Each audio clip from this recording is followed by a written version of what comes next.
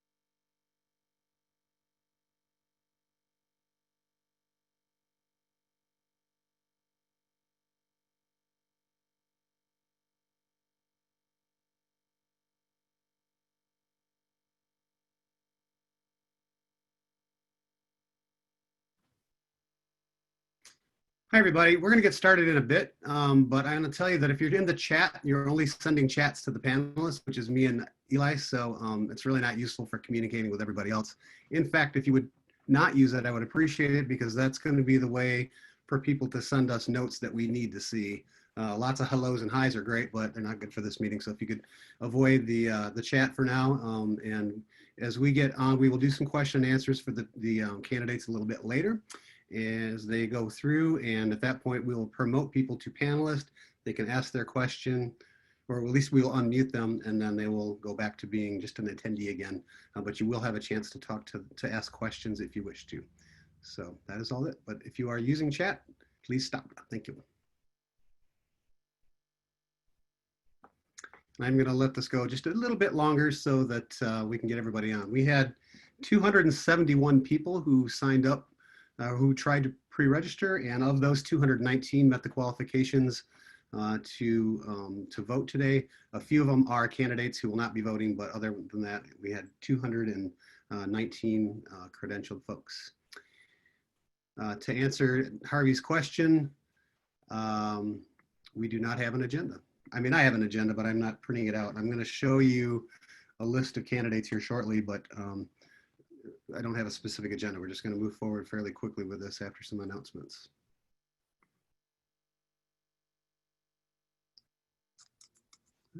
Interesting. So it sounds like everybody can see the chat.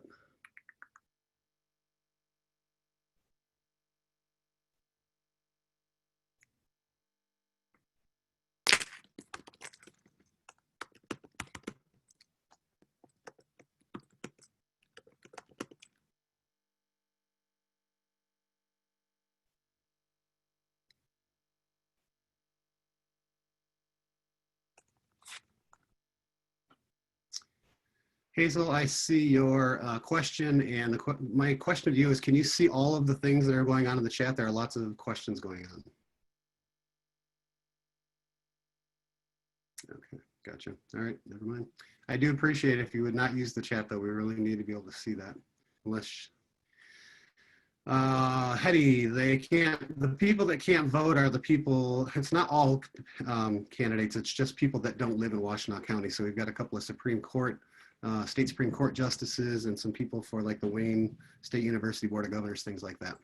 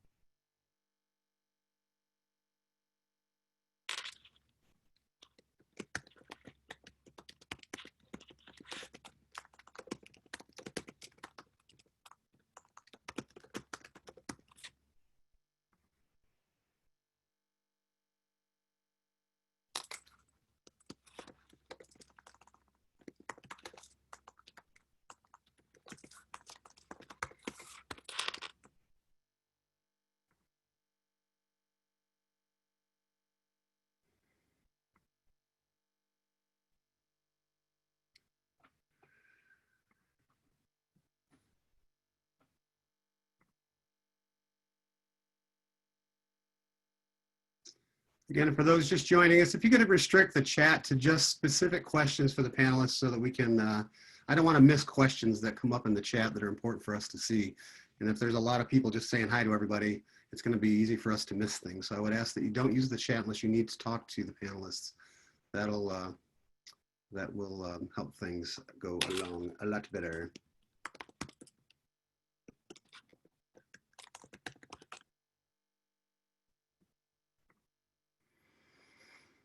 Okay.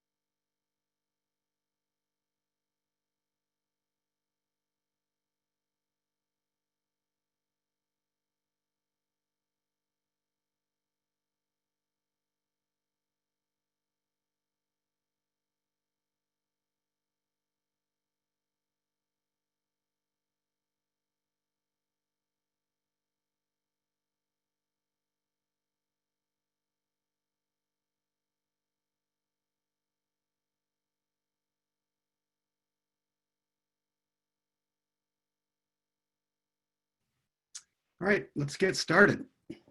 Appreciate all your patience. We now have 176 participants in this event or in this endorsement meeting. 219-ish were probably more like 210 or so, or 211 were credentialed. We can have a full list of that present afterwards. I think I should be able to download that from Zoom if anybody's interested. There seems to be some concern that I maybe didn't allow people in that I should have or something. I'm not sure what that question was about, Hetty, but I assure you that I was very scrupulous this time around to avoid the same kind of issues that we had 2 years ago when people weren't credentialed properly and we had to redo the vote. So we're not going to do that again. Just before we get started, a couple of housekeeping things. I wanted to let you know that if you're in the 7th Congressional District, we're having our county convention on this Saturday at 10 a.m. There's information on our website, washtenaw-dems.org.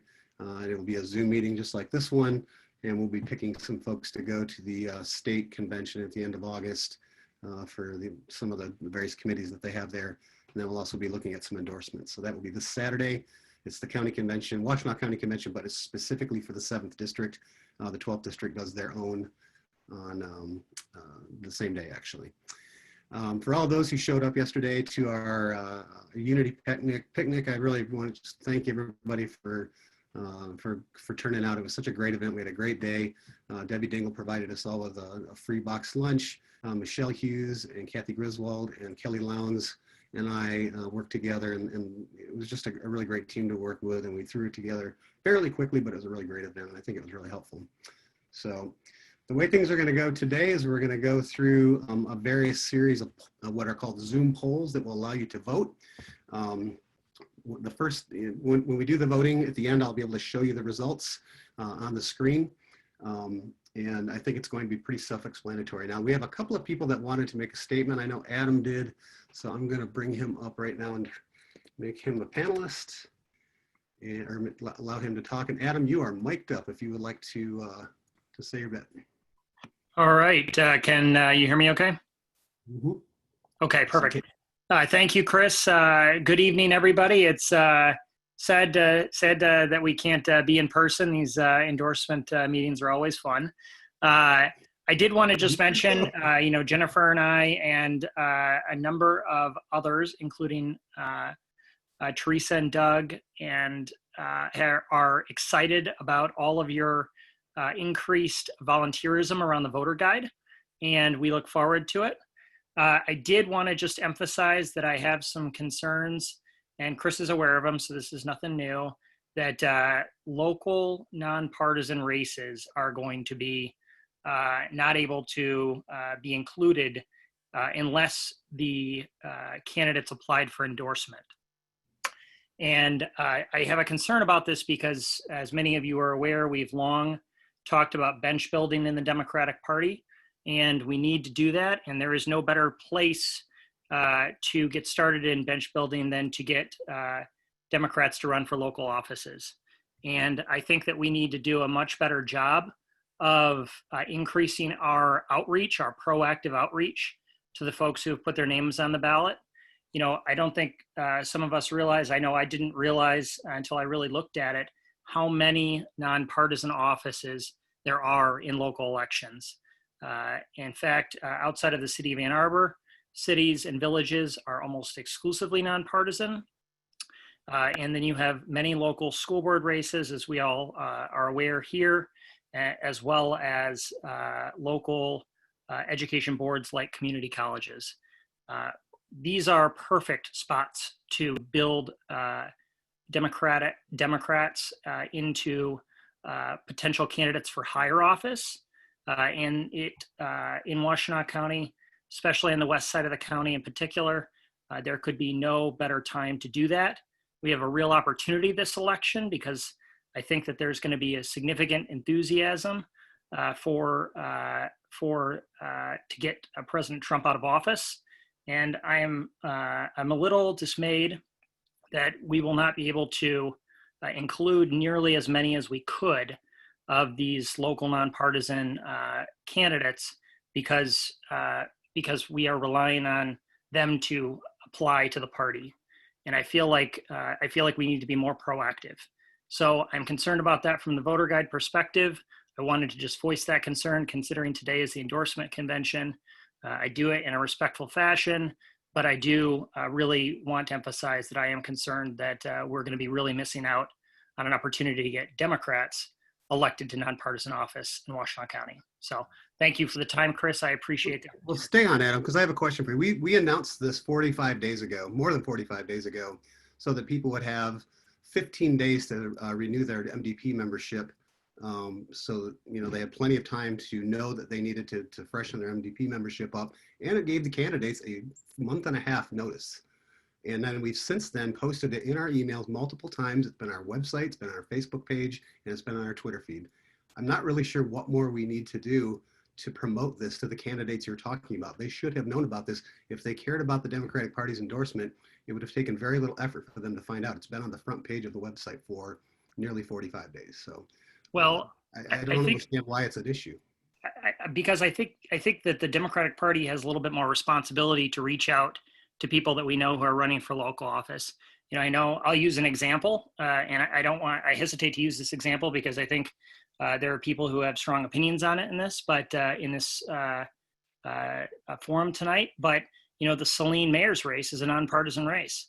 There are people who know both candidates on this, and frankly, we should be talking about to those candidates. I don't think either of them have applied for endorsement. I don't know because I don't know who has applied. Two of them have. Okay, perfect. So that's great. But I guess the that's point my point, is, Adam, is that they know about this if they've been paying attention. So I'm not really understanding why they are unable to know what all the rest of the people that are on this call. I mean, we have 182 people on this call right now. I think We've got 58 candidates. So I think that. Go ahead. Thank you. I think that the point is that in my questioning to you on via email, Chris, you mentioned that you did not reach out to these candidates.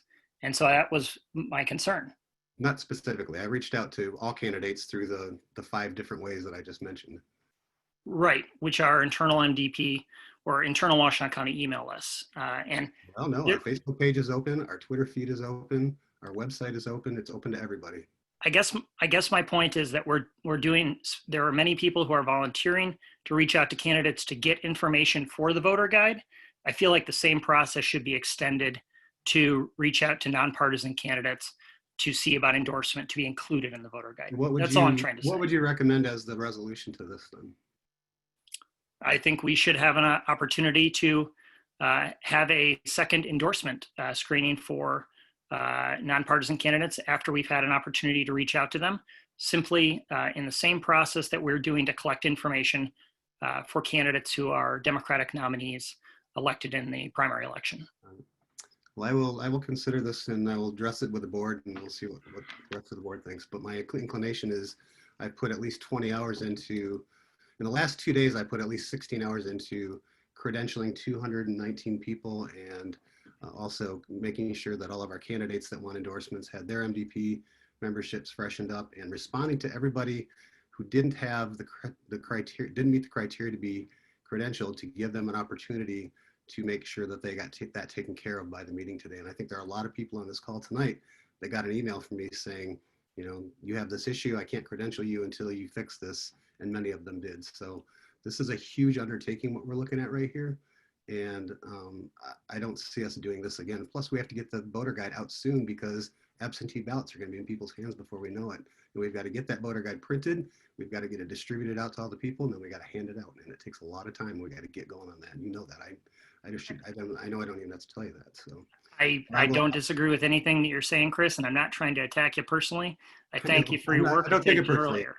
I'm just trying to do the best. My point is I just feel like that the party has a responsibility to be very proactive in its reach out, simply as we are being proactive in our reach out to collect information for the voter guide for the Democratic nominees who were elected last Tuesday. So that's all I'm saying. I want to be as inclusive as possible to take full advantage of the voter guide. We're putting a lot of time and money into it. I think if nothing else, next cycle, maybe we could create a committee of people who have the bandwidth to do what you're talking about. So I don't disagree that that's a good thing to do.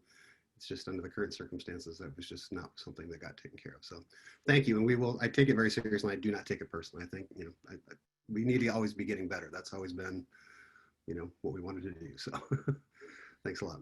Thank you. All right. With that, is there anybody else that would like to make a statement before we get going? And this is not on behalf of candidates or anybody who's being voted on tonight, but just in terms of the forum that we're doing here. If you do, raise your hand. I see Robert Gordon. Go ahead. You are on.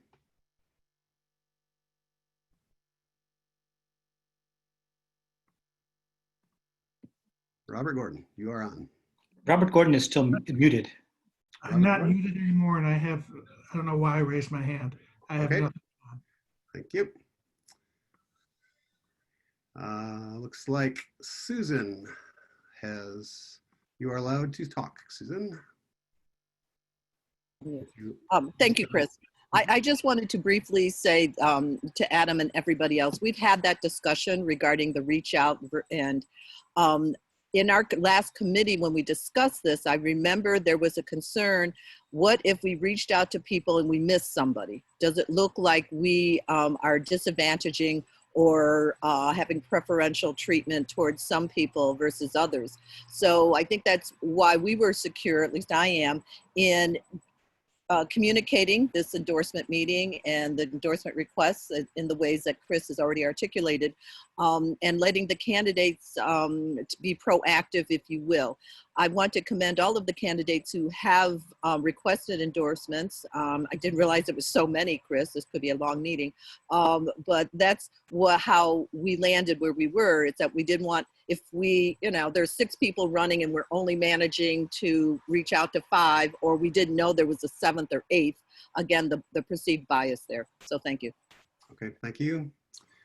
All right. Jennifer, you're on. Jennifer Fairfield.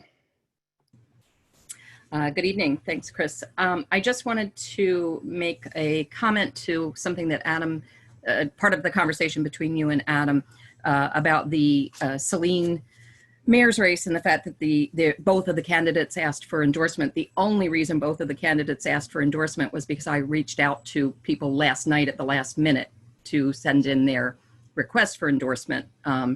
I spent quite a bit of time yesterday trying to reach out to a number of candidates, excuse me, in Western Washtenaw, who I knew, because we do have a lot of, as Adam said, nonpartisan races out here. And it is very difficult for our nonpartisan candidates who are truly Democrats, but the races are nonpartisan, to get recognition in the voter guide. And to Susan's point about the not knowing who to reach out to, the candidates are on the excuse me, on the county clerk's website. I mean, the people, whoever filed for to run is on there. We do have a little bit more time with the voter guide, so it's not, today wasn't necessarily a critical moment.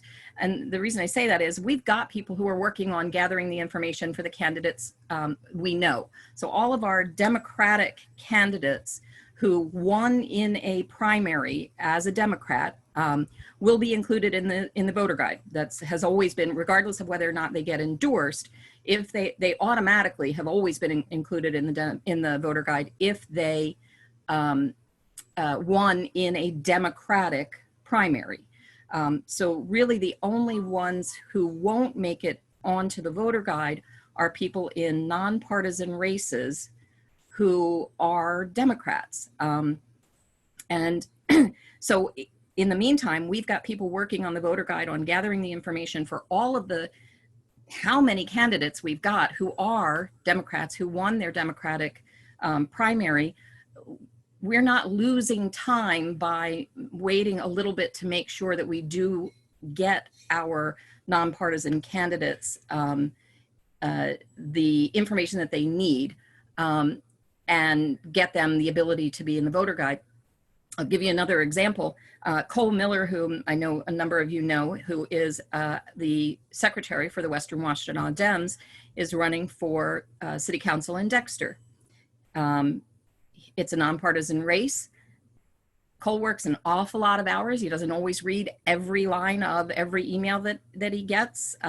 He might think he knows what the email says because, it's announcing that there's an endorsement meeting, but does he know that that means him? No. The only reason he asked to be endorsed is because I reached out to him last night.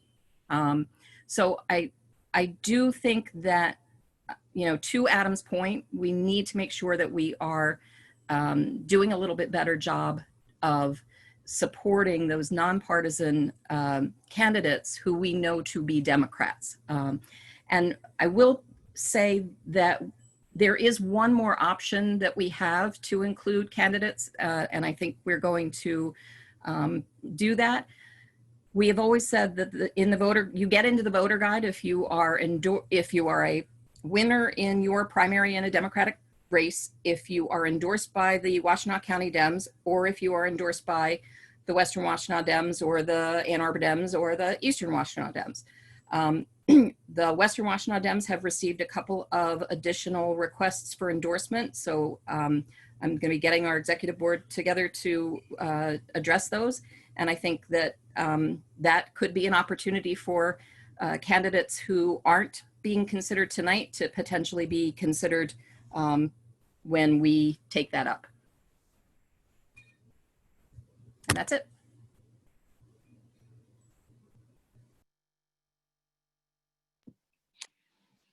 Chris, you are muted. Thank you, Jennifer. Sorry about that. Hetty, make it quick, please, so we can get going. I just wanted to say, having been on the other side of it, thank you all for all your amazing amount of work that you have put into this. You're welcome. Thank you. Patricia Scribner, you are on. And you are muted. Chris, hello? Yep, you're on. Go ahead. Do you have a list of the attendees that we can see? Not right now. I will after the meeting, though. All right, Monica, you are allowed to talk. Go ahead. You'll have to unmute yourself. Oop, it's gone. All right. Chris, I saw something for me. Okay, go ahead. Real quickly, thank you very much, Jennifer, for noting the list that's put out by the county clerk. I do know of that list, obviously. This is a note for the new people, and I know we have a lot of new candidates. Please clarify, please verify the information that's on that list. Sometimes in the past, the list has not been accurate in terms of your email or your phone number. So you'll want to make sure that it is so that people like Jennifer and others can reach you. Thank you. Yes, thank you. All right, Denise, go ahead. You're on. You'll have to mute yourself. Unmute yourself. Denise Kirchhoff. Hello.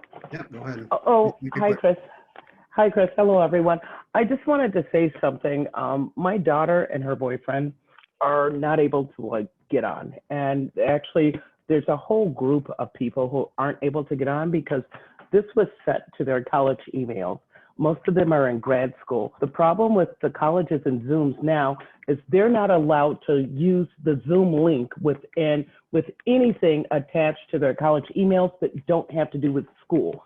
So there's nothing I can do about that. Well, because all I have is I cannot send a separate link to an email that they didn't provide me with. So there's nothing I can do about that at this point. Monica Ross Williams, you're on. You'll have to unmute yourself. Okay, can you hear me now? Yes, please make it quick. We need to get. Oh yeah, I am definitely going to make it quick. I just wanted to confirm that because we do have a nonpartisan race inside Ypsilanti Township that has been included for the endorsement list tonight. I'm sorry, what was your question? We have a nonpartisan race in Ypsilanti Township. That race is included for the endorsement list tonight. Yes, there are 2 people that have asked for endorsements in that meeting. Okay, that's what I wanted to check. Thank you. All right, we are going to get going now. And with that, I'm going to go to, we have a candidate. Let's see, hang on, I got to go to the polling. So our first time doing this, we did this little practice today.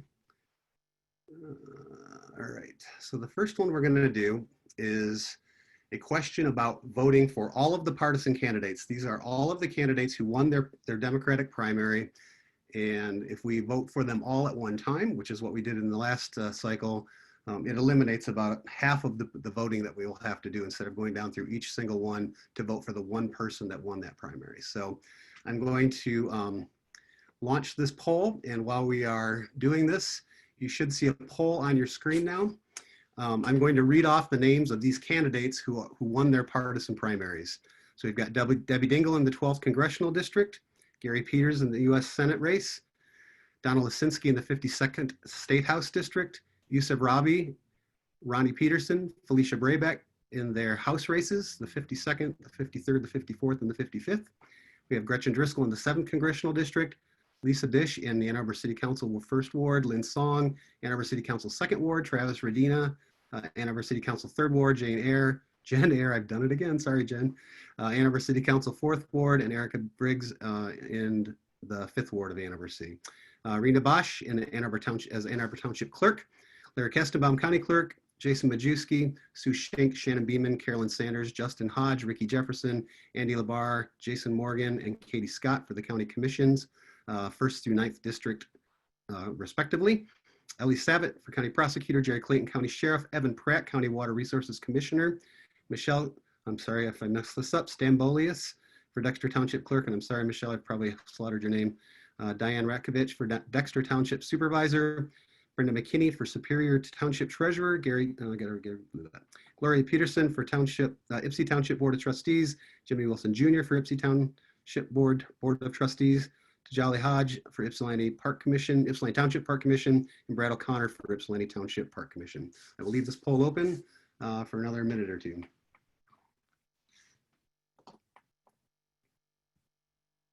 While we are voting, Corrine has a question. Go ahead, Corrine. You'll have to unmute yourself. Corrine Moore.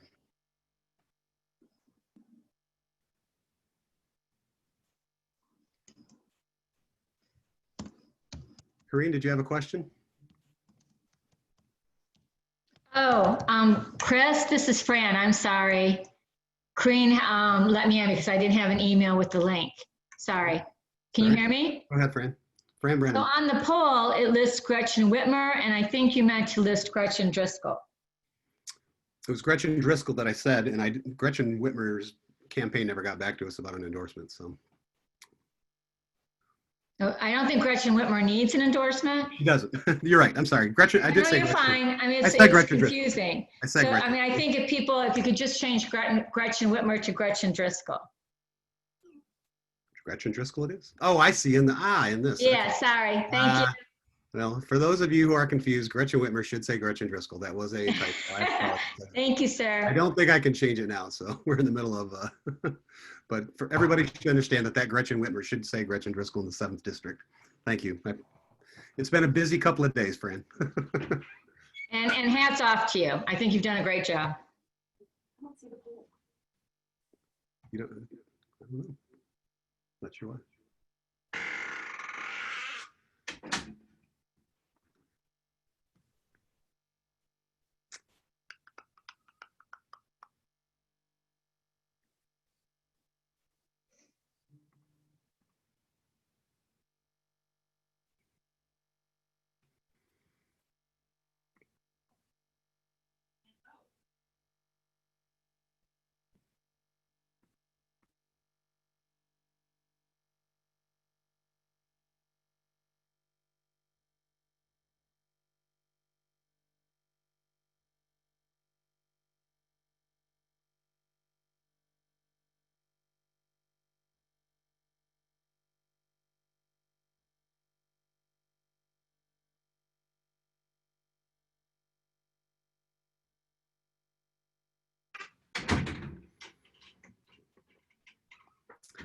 All right, I'm going to end the poll in 30 seconds, so please vote now.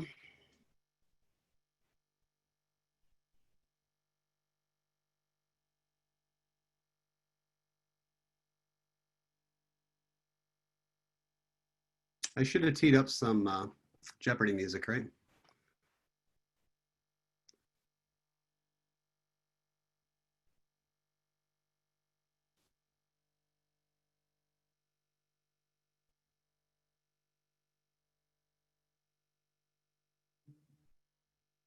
All right, I'm going to end the poll. I think, oops.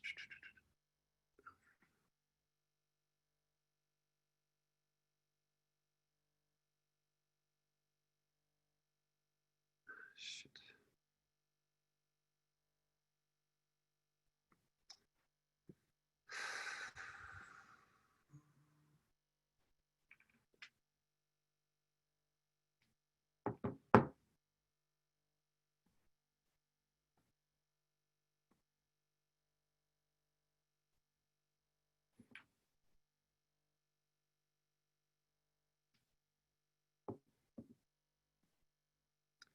All right.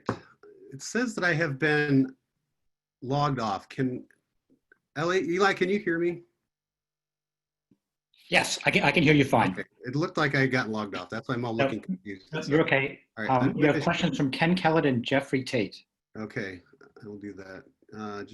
Jeffrey, you are on. Please unmute yourself and make it quick, please.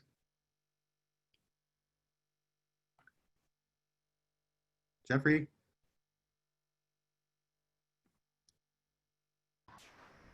Chris, can you hear me? Yes, make it quick, please.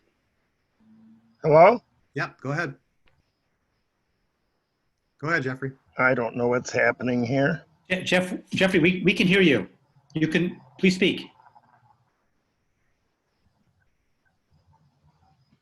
My sound's all the way up. All right, we'll come back. All right, Ken Kellett, you are allowed to talk, and you'll have to unmute yourself. Hi, can you hear me? Yes, please make it fast. Very good.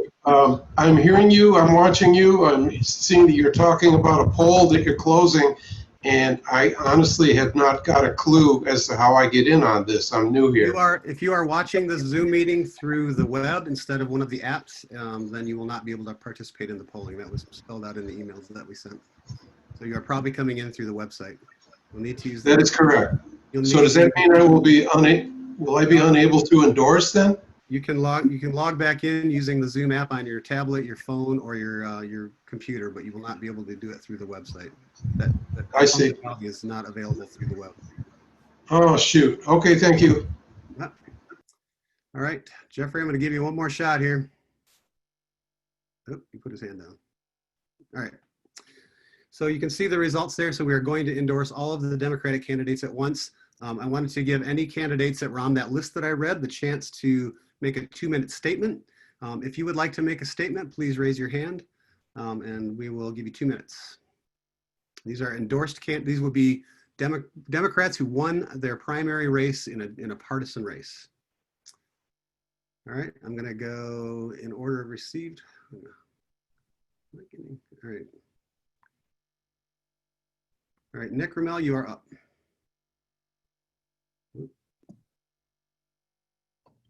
Go ahead, Nick. Thanks. Give me one moment. Wait a minute. No, Nick, you're not in a partisan race. Oh, right. We'll come back to you. You'll have a chance. All right. Taj Ali Haj, you are ready. Hello. Thank you so much for your endorsement. Sorry You're very about that. echoey. Please tell Jason. You're muted, Chris. I can't hear you. Tell Justin to turn off to mute himself. I'm getting a lot of echo. Can you hear me? There you go. Much better. Perfect. Go ahead. Okay. Thank you so much for the endorsement. My name is Tajli Hodge, and I'm running for Ypsilanti Township Park Commission. I wanted to share the reason why I am running. I'm motivated to run because I saw the park in my own neighborhood being underutilized and underdeveloped, as several of our other neighborhood parks are. I'm running to make our parks more safe, more attractive, and more accessible. Sugarbrook Park is 5 acres. That's where I live, which is the size of nearly 4 football fields. Yet it only has 2 park benches, picnic tables, a small playground area, and a dilapidated basketball court disrupted by a multitude of weeds and the cracks of the pavement. We lack basic amenities like a parking lot or a drinking fountain, and most of the park is left vacant and unused. I would like to advocate for reallocating park funds to be put into our neighborhood parks for more development, including additional lighting, pollinator plantings, rain gardens, dog runs, additional seating, as well as other things. Parks should be a community space for people of all ages, so I'm going to strive to make our parks more attractive for everyone to enjoy. I would also like to streamline the process to rent a township park for a special event, like a family reunion, which currently includes a cumbersome 6-page application and a minimum of $130 in application fees. I believe this actively discourages residents from enjoying and utilizing the parks that they already pay for with their taxes, which are in their own community. It's time to change that. I've been a member of the WCDP for several years. I'm currently a member of the WCDP Executive Committee, and I've been a Democrat my entire life. I'm happy to share that I placed first in my primary out of 6 other candidates on the ballot, and I received the highest number of votes in every single precinct in my township. I want to thank you again for your endorsement tonight, and I hope that I can count on your vote and support in November. Thank you so much for this opportunity to speak. Thank you, Taj. All right, Diane, wait a minute. Diane Rakovich, you are next. Hi, thank you. I just want to thank everybody for their endorsement tonight. This is really exciting for me. I'm running for Dexter Township Supervisor. I think it's time for change. My campaign is basically going to be for community engagement plan. So to find a more systematic way to inform our township of the challenges we have before them and really open the doors to welcome people in, to hear their opinions and to come up with solutions that really meet our 21st century challenges that we have,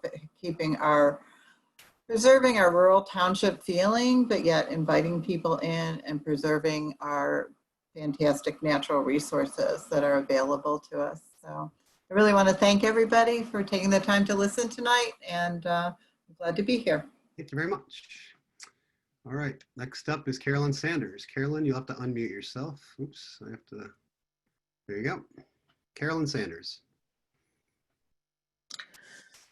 It's actually Caroline. Caroline, I'm sorry. Sanders. I'm sorry. That's okay. It's a common It's thing. my job to mess people's names up. I'm very good at it. So my name is Caroline Sanders, and I am appreciative of the Democratic endorsement and the other endorsements that I've received throughout the preparation for the primary. I was successful in winning the primary. It was a bit of a crowded race with 4 Democrats running. And so I am appreciative of the residents of Pittsfield Township that felt that I was the best choice for that primary. And I am now prepared to run for the general election against the Republican candidate. And I am continuing to ask for support and endorsement from Democratic voters, but also from anyone that is feels that my desires for servicing Pittsfield Township align, they think is important. And what's important to me is that we have some sharing of resources in Washtenaw County, that I am able to serve Pittsfield Township residents, and I will be reaching out to them in the immediate future, asking them to tell me what it is that they want to share and what do they want to know and what would they like for me to be able to bring to the table on their behalf. So I wish everyone else luck in their campaigns for the general election and also for a presidential election that we can all be proud of. So thank you all for your time, and feel free to reach out to me at www.sandersforcommissioner20.com. Thank you, Caroline. Appreciate it. Bye-bye. All right, Andy Labar, you will need to unmute, and you are on. Hey, Chris, thanks so much. My name is Andy Labar. I'm running for re-election in the 7th district for the County Board of Commissioners. I really just wanted to quickly say thank you to everybody for volunteering with the party. Chris, you are doing a great job herding sheep. The only thing I'd say is I hope folks will pay specific attention to the work of the board in the coming year, just given the primacy of human services and sort of what we're seeing as a lack thereof. But I just wanted to thank you all for your endorsement, your work, and go from there. Thanks, Chris. Thank you, Andy. All right, Laura Sanders, you will need to unmute, and you are on mic. Hi there. Can you hear me? Yeah, you're on. Okay. Oh, sorry, I have a dog. I'm Laura Sanders. I'm running for Dexter Township trustee, and I thought I was on your list, Chris, but I don't know if my name was included when you read it off. If not, I might be one of those candidates that kind of slipped through the cracks in a way, for the folks were talking about at the beginning. But I can't agree with Diane more that there needs to be a change in Dexter Township. And there's a number of really good Democratic folks running for those positions, and I'm one of them. I can't hear you, Chris. What race is it? I apologize. We can include. Dexter Township trustee. My name is Laura Sanders. Yep. And I'm at peopleforlaurasanders.com. Okay, we will include you on that list. Okay, I'm sorry if I didn't fill out something or, But anyway, we're all about, I'm all about inclusion. We have an increasingly diverse community out here. There's competing needs between new folks that are in the community and the farmers. Farmers need options for selling their land. We need to do smart development, not just reckless development, right? So there's all sorts of important issues, and mostly we want to really engage the community in a way that it hasn't happened in a long time. All right, thank you very much. Justin Hodge, you are on. You will need to unmute. Uh-oh, says talk is not available because you are using an older version of Zoom. I'm going to have to promote you to panelist so everybody can look at Justin briefly here. Justin, you are on. Oh, now everybody can see me too. All right, I'll just be quick. I wanted to say thank you for the endorsement. It's really meaningful given how involved I've been with the party. Many of you know that I'm in my second term as vice chair of the Legislative Programs Committee, and I serve on the executive committee. The primary was very challenging. We had 4 candidates in the race, and then a 5th person that was running as a write-in. And if you follow any of the news, my race was one of the ones that was affected by that last-minute change with what goes on in Ypsi Township politics. But I'm looking forward to continuing doing doing a lot of work with the party and keeping the party informed on what's going on with the county commission. But really grateful for the endorsement. All right, I am going to stop things there because I need to get our state Supreme Court candidates in here. Bridget Mary McCormick and Elizabeth Welch are on, and I am going to ask them to raise their hand if they're available, and we'll have them speak.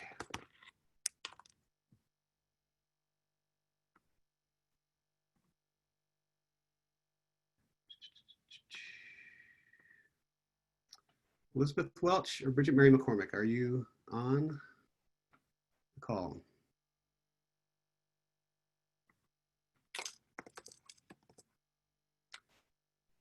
Bridget McCormick, you are. I'm on. Yep, you are on. So go ahead. Excellent. Thank you so much. Thank you for having me, and I appreciate the opportunity to meet with you briefly. I hope we have an opportunity for a longer visit. With your help, I was elected to the court 8 years ago. As you know, in the Supreme Court race, we are nominated by the party, but we appear on the nonpartisan section of the ballot, and there is a significant drop-off from people who vote the top of the ticket and don't vote at all the bottom of the ticket. So I really know that we really... Oops, sorry. Shoot.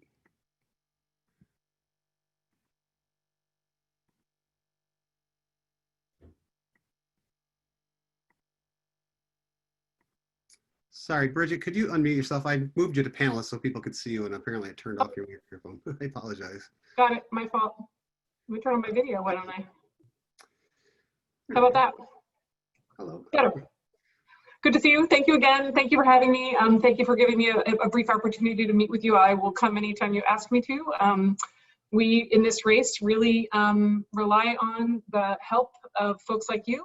We're nominated by the party, but we appear on the nonpartisan section of the ballot, and a lot of people don't vote at all for their state Supreme Court justices. And as you know, we make really important decisions that affect all of the folks in our communities and in our state.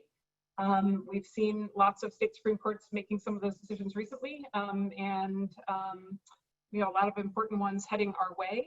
I am working hard to make sure that Elizabeth Welch wins the open seat we have a real opportunity to win these 2 seats this cycle, and I know that with your help we can be successful.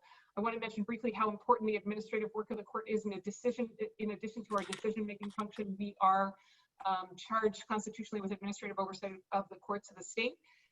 That is a place where we can make a tremendous difference in so many people's lives. In that role, I have chaired the governor's task force on jail and pretrial incarceration over the last 18 months, which made 18 robust, innovative recommendations, which would make Michigan a national leader in jail and pretrial reform if they're enacted. Already 2/3 of them are in bill form. I'm very excited about that work. I'd like to finish it, but we have more to do. We have to do juvenile justice. We're in the middle of moving the courts to a brand new, I think, phase with all that we're doing online, and in my view, making them more accessible and more transparent. I can go on and on, but I understand you have a very busy schedule, and so I don't know that that's appropriate at this point, and I want to be respectful, Chris, of everyone's time. So if you want to hear more from me, I could go on for a long time, but I'm also happy to come back when you have more time, if you want to later on focus on the court in particular. Terrific. That's awesome. I think it would make a great program. Thank you so much. I think Elizabeth Welch she had another meeting. We were tight and we ran just a little bit later. So she will not be able to come on, but she is the second person that the Michigan Democratic Party has endorsed. And so that is, we are asking if you would endorse both of them. I'm going to ask Katie Scott to go ahead, and you'll have to unmute yourself, Katie. And you're showing up as Brad. You're showing up as Brad O'Connor, just so. Oh, okay. Can you hear me? Yeah, give me a second. I'm going to promote you to panelist so we can see you as well. Okay. Okay, so if you've got your video turned on and unmute yourself, we can see you. Unmute. Hello. You got it. Hi. Katie. Now Hey, you can looks like hear you're me working. and see me. Hi. Yes, I am just leaving work. So I'm sitting in the conference room, so I'm still looking nursey and less commissionery, but maybe there's not a fine line between the two. Nice. So I just want to tell, it's all about advocating for people and taking care of people. Both of those roles have that in common.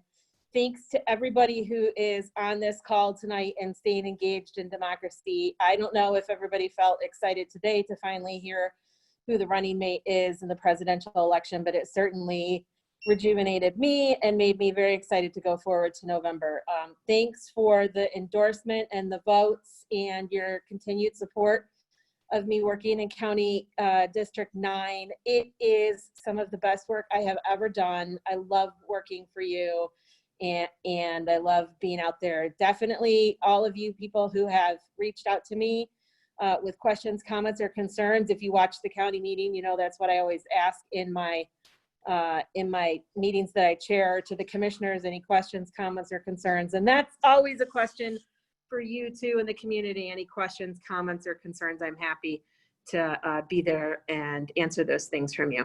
So I will say thank you very much. Good luck to everybody. And thank you, Chris Savage, for this huge undertaking on Zoom, no less. Thank you. All right. Thank you very much. Thanks. I should say that Felicia Braybeck was not able to attend tonight, but she did send me a text thanking everybody. So, all right, I'm going to stop the Supreme Court poll in 30 seconds. If you haven't voted yet and you wish to, now will be a time to do that. 30 seconds. There was a question about how do you have raise a motion. You do that by raising your hand, and I will recognize you.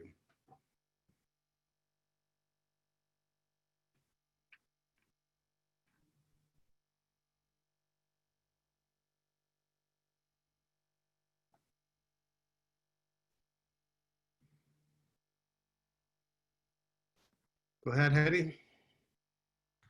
I would like to make a motion to allow people that have been on the web or dialed in because of connection issues that were credentialed to be able to vote, either via voice or however else possible. Via email. How am I supposed to do that? Via email, via voice, via chat, via however else possible, because they are, if they were credentialed, then they should be able to vote. And if they're present, that's all. I have no idea how to do that, Hetty. It's not possible to do that. And the instructions for doing this were very clear in the emails that you have to use the app. No, but that the instructions is great for people who have great connections, and is great for people who have privilege to be able to do that kind of things. And for people that are less of those things and have less privilege, is a lot more difficult. I get it. And they're Give not me an tech answer. savvy. How do I do this? How And do I if do this? and so have those people immediately email you, or email info@watchdataw.org, or be able to whichever. If I don't know if the people on the web can at least use the But I chat, will have to but go through people and that were check the credentials of every single email that I get. The whole point of doing it this way was that everybody could be pre-credentialed, so we don't have to spend 6 hours in this meeting.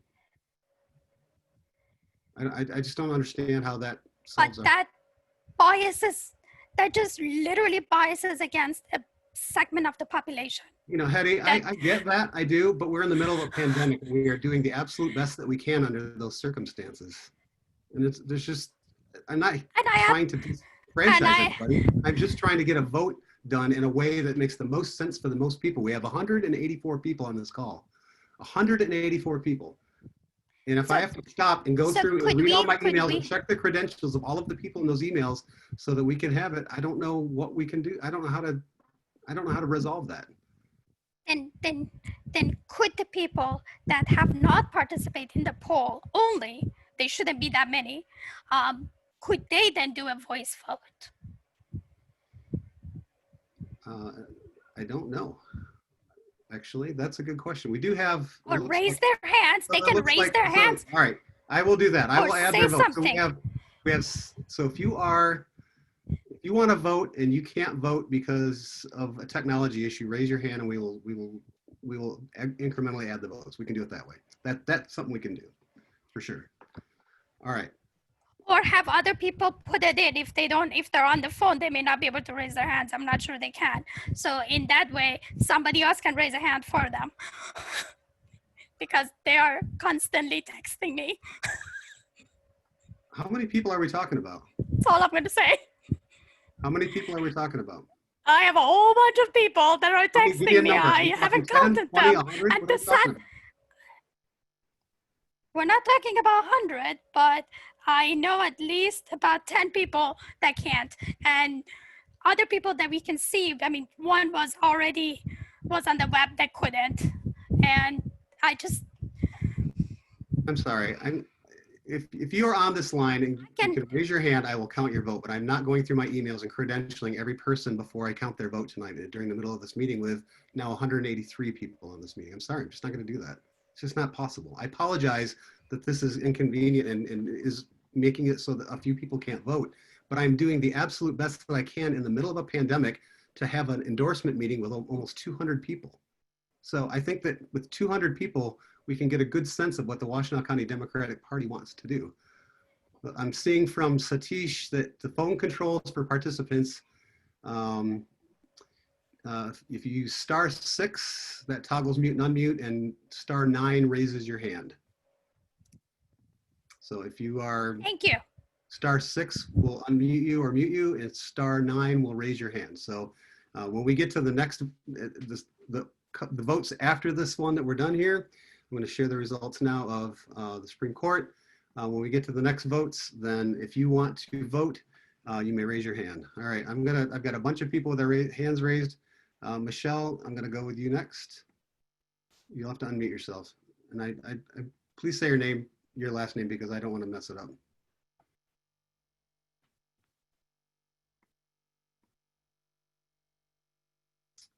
All right. Jeffrey Tate, one more time. You'll have to unmute yourself. Can you hear me, Chris? Yes, I can.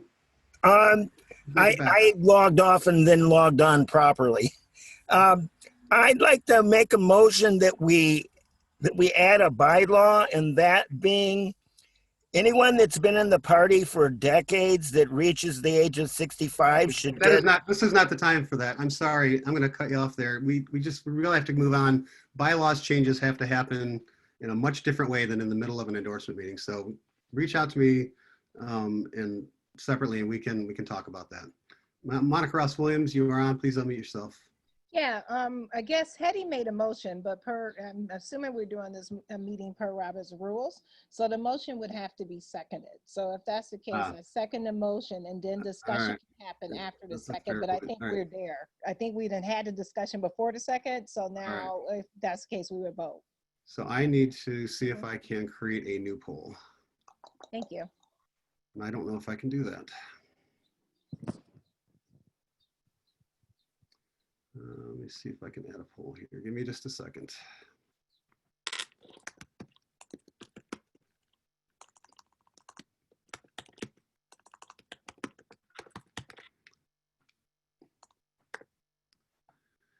All right.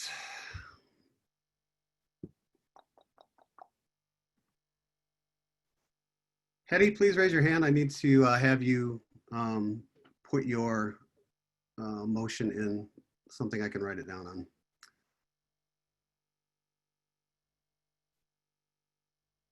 Go ahead, Hetty. I make a motion for every vote that is registered that cannot be on the poll also be accounted for. I would second that. But we need more But specifics that, than that. but for people who are credentialed and present. Point of clarification, I would second that complete motion.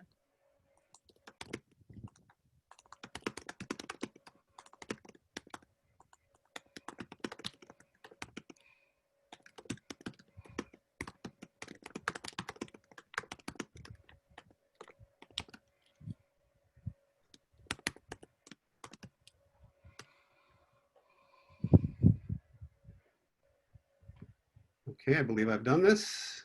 And I just want to point out that if I have to go through and credential all of these people that send me emails, texts, and raise their hand, this is going to take probably at least a half an hour for each question. So I just want to point that out. All right, I'm going back to the polling. All right. We can also do this afterwards, right? We can do the results afterwards. People can help doing that if need be. That only works if I can prove that they haven't already voted in this meeting. And I'm not entirely sure I can. I hope I can. Can they do and you know, that includes maybe we can just do a voice vote for them. Yeah, I mean, we can do voice votes here tonight. That's definitely doable for sure. Exactly. All right, I'm going to leave this poll open. If anybody needs to use the restroom, this would be a good time. We'll leave the poll open for a bit here.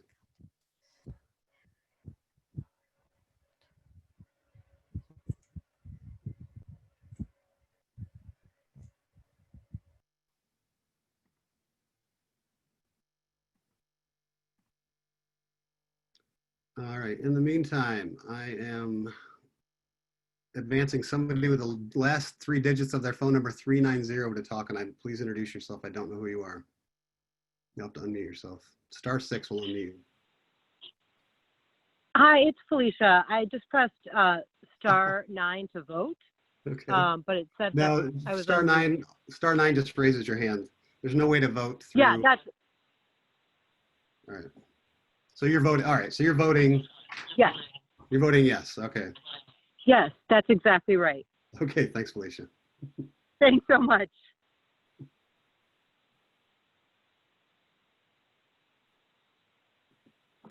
All right. I am allowing Karine to talk.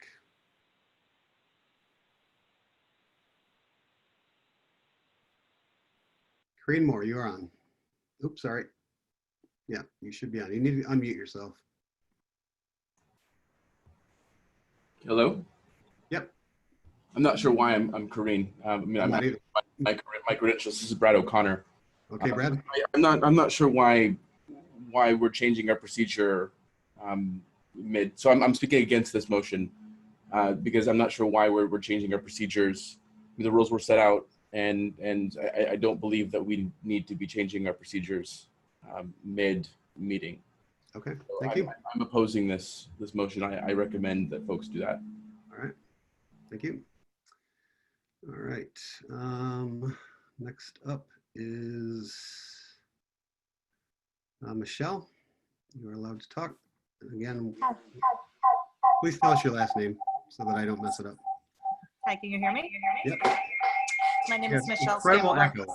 You have incredible echo. If you've got two devices on, please mute one of them. I hear the terrible echo as well. I There apologize. you go. Okay, you're good. It's much better. Thank you. Perfect. Actually, you did a pretty good job with my name. My name is Michelle Stamble-Lellies. I am a lifelong resident of Dexter Township, Dexter, Michigan. And I am running for Dexter Township Clerk. I'm very proud to be running for clerk. It's first time I'm actually running. I have been a part of the Democratic Party my whole life, and my mother-in-law has campaigned for everyone for the last 50 years. So, but I am running primarily due to the fact that in our community, we're pretty much based as a farming community. So with that being said, we really don't have the infrastructure for all of the newly created subdivisions, and we don't have options for our farmers. So 4 years ago, I chose to walk the subdivisions as well as walk to hundreds of doors with a petition in regards to PDR for our farmers. They want to sell their property, their kids don't want to farm, or they want to sell their property, but they can't afford the upkeep and the maintenance and the taxes and things of that nature. So I guess what just really sparked me running this year is our current supervisor informed me that he would put it on the ballot after I had several hundred individuals who signed my petition, and 2 years ago he decided he would not put it on the ballot. We have had a Republican panel for decades. The last Democrat we did have was our supervisor, Pat Kelly, in 2010, I believe. Other than that, it's just been a one-sided panel, and I am excited to have my voice be heard and to listen to my constituents and be a voice and a positivity for our community. So thank you so much for listening to me speak, and I hope you have a wonderful day. Thanks a lot. Thank you. Yay. Next up is Ann Bannister. Ann, you are on. Please unmute yourself. Oh, hello. Hi, that was an error. Okay, thank you. Thank you. And there's a number ending in 430. You're next. You are allowed to talk. Please unmute. Hi, this is Darcy Berwick. Can you hear me? You're very muffled. Hold on. Is that better? Slightly, not much. I apologize. I will do the best that I can. I would vote yes on this motion. I literally have the same Board of Ed in one ear on a Zoom call and this one in the other. I'm trying my best to attend both meetings at the same time and would like to participate in the vote. So I would appreciate that. What is your name, please? Darcy Berwick. We met on Sunday. Yeah. Okay, thank you. So I have 2 yes votes outside of normal voting.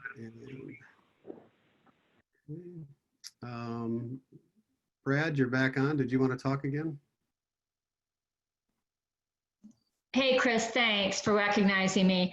My concern here with Hetty's request is that the terms were very clearly established. You gave plenty of notice. You also sent out several emails, and it clearly defined how to do everything. Allowing some people to vote later or under different conditions that were already established is unfair to all the people who could not participate for any number of reasons, whether they had conflicts or whatever. The terms were established, the notice was given. So I really urge everyone to vote against this motion. I'm not trying to prevent people from voting, but I am trying to protect those people who wanted to participate, read the terms, abided by the terms, and are not participating because of conflicts. I think their voice needs to be heard, and that's not happening if we allow Haiti's motion to take place. Thank you. Thank you. All right, Liano, you are up. Please unmute yourself. I would just like to respond to some of those comments. I would like to say that, number one, these are people that did show up at the meeting and who have been credentialed. If they've been credentialed, they get to vote. If they can't vote because of the technical parameters that we have at the moment, that's on us. And I say that as a member of the board, that's on us.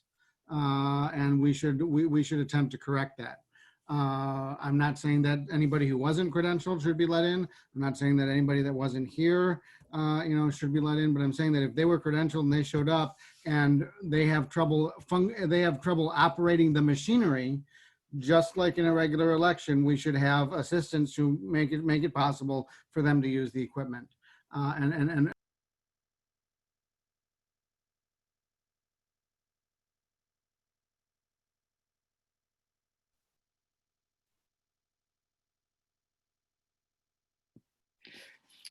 Chris, you're muted.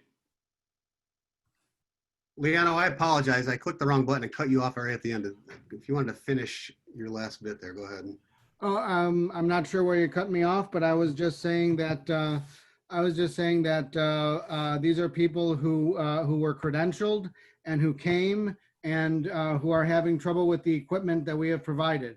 And I think it is therefore on us to accommodate them with equipment that they can actually use. I understand that it was explained beforehand. That's exactly what happens with regular voting machines. They're explained beforehand. They have them all the details all up all over the place. But people show up at the meeting and people show up to vote and have trouble. So we assist them. I think that's just what we do in a democracy. We'll do what we can. These people are, if they're going to vote, they're going to have to do it during the time of the voting, and I will be watching the times on these. So, all right, 430, number ending in 430. You are next.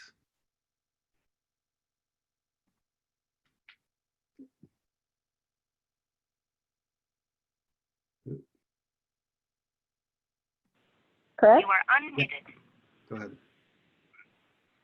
Oh, I think I already spoke. Okay. This is Darcy Berwick. Okay, sorry. All right, thank you. I didn't lower your hand. Thank you. Okay, Jennifer Fairfield, you are on. Yeah, I just wanted to call a point of order. We have started voting on a motion that was made and seconded, but their discussion is happening after the vote has already started. That's a fair point. Right. I think we need to redo the vote. I can restart the vote. That is a really good point. I did not follow Robert's rules. I'm going to relaunch this. All right, so we're gonna restart this, but I'm gonna wait until after we get done listening to hearing everybody. Leah Dotson, you are next. Hey guys, I just would like to echo a lot of what Liano was saying. I want to reiterate that these are people who were credentialed, but we can absolutely in no way, shape, or form as a county that has extreme broadband disequality in the eastern and the western portion expect every one of our members to be able to log in on a smartphone, on a laptop, on an app. And if they went out of their way to call in and be at this meeting and be engaged, we are constantly begging people to show up, do the work, and be engaged. Let's stop putting barriers in their way, and let's come together right now. Let's also not act like we did this intentionally, okay? Please. No, Chris. Chris, honey, I know you have it. Yeah, I'm not gonna let you. I'm trying very hard to do this the right way, okay? So I get a little bit tiffed when I hear comments like that, like we're trying to put barriers up between people. I'm not trying to put barriers up. I'm just trying to run a meeting with nearly 200 people over Zoom, and I'm doing the best that I can. So just understand that. Thank you. All right, Sam Bagenstos, you are up.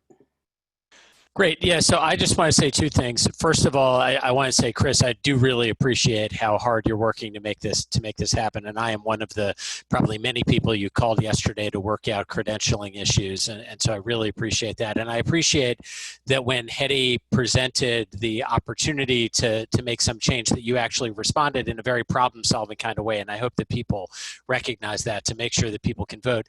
On the substance, I want to say I do agree with Hetty and Liano. I think that it is hard for people to be able to vote and to be able to engage online in the same way, particularly with the broadband issues. And so I would urge people to vote yes on this.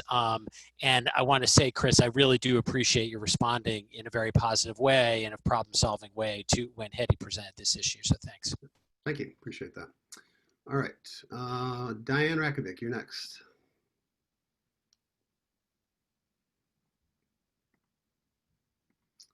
You will need to unmute yourself, Diane. Hi, I'm sorry, but I did already speak, so Okay, you all said.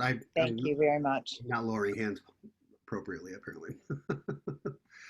All right. All right. Hazel Rude, you are on. It might be Janet. I'm not sure.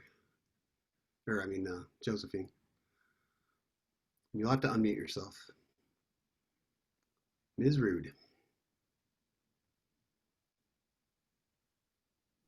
Okay, can you hear me? Yep. Yeah. Josephine. I don't know if this is the proper place to say this, but I'm concerned that that Hetty's motion was very, very broad and that it said we're going to count everybody's vote somehow. And I'm wondering if we can have a more specific motion on counting people by voice vote who are on this call, if that makes sense. That's all I want to say, I think. Okay. Hetty, if you want to consider a more specific one, that was a friendly amendment being offered. Tricia Scribner, you are up. You'll have to unmute yourself, unless you're from before.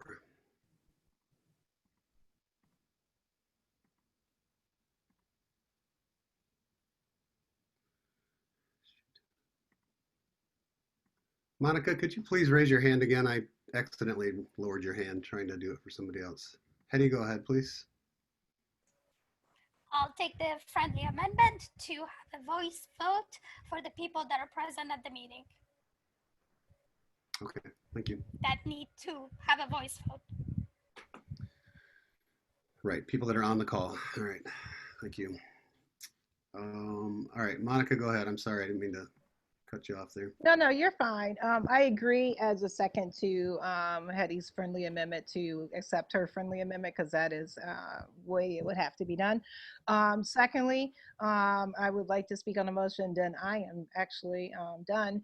I do agree with the, I think Sam had made some great comments, and Chris, thank you for trying to run a meeting. I know it's very difficult with 200 people or 100 plus inside a meeting, but I do also believe that we do have a digital divide in Washtenaw County. I know it has been talked about even at our county commission level. And so with that, I do firmly agree that if there is a difficulty with connecting with Zoom technology and they are credentialed, that is key, because it is like your email has repeatedly stated that people did have to be credentialed before the vote. But if they are credentialed and they're having issues connecting with the Zoom technology, I do believe that yes, they should get an opportunity to vote, and I would be in favor of the motion because of that issue. So thank you. Thank you. All right. I have Corrine Moore. I don't know if this is Fran still, and I don't know if I forgot to lower your hand. So Now it is me. Can I speak real quickly, Chris? yes, please. I guess I'm thinking of another option. There seems to be some confusion about credentials, and I know you've done a great job, and I know from my messages with you back and forth, you worked a lot of hours on this, and hats off to you, and this is no easy venture. Isn't the WCDP having a meeting coming up pretty soon? And if so, could we just tag this endorsement meeting on either to the meeting before or after, so that we can actually have a better showing of who's credentialed and who's in the room and who's voting? I'm not comfortable with the voice vote. I don't know how you'd be able to identify them that way. And I think there's a lot of concerns about what Hetty's asking for, because most of us did work to get on. So I'm not sure why there is this concern when the rules you established along with the WCDP were clearly written, and we all received notification at least 3 times about this this meeting. Thank you. Thank you. All right, Hetty. I would like to say that everybody that's on the call should have already been credentialed, so there should be no questioning about their That is credentialing. true. And you have a list of them. So what Fran said doesn't make any sense to me, because they wouldn't have a number to call if they weren't credentialed, and you have a list of them in front of you. Thank you. All right, Peter Knox, you are up.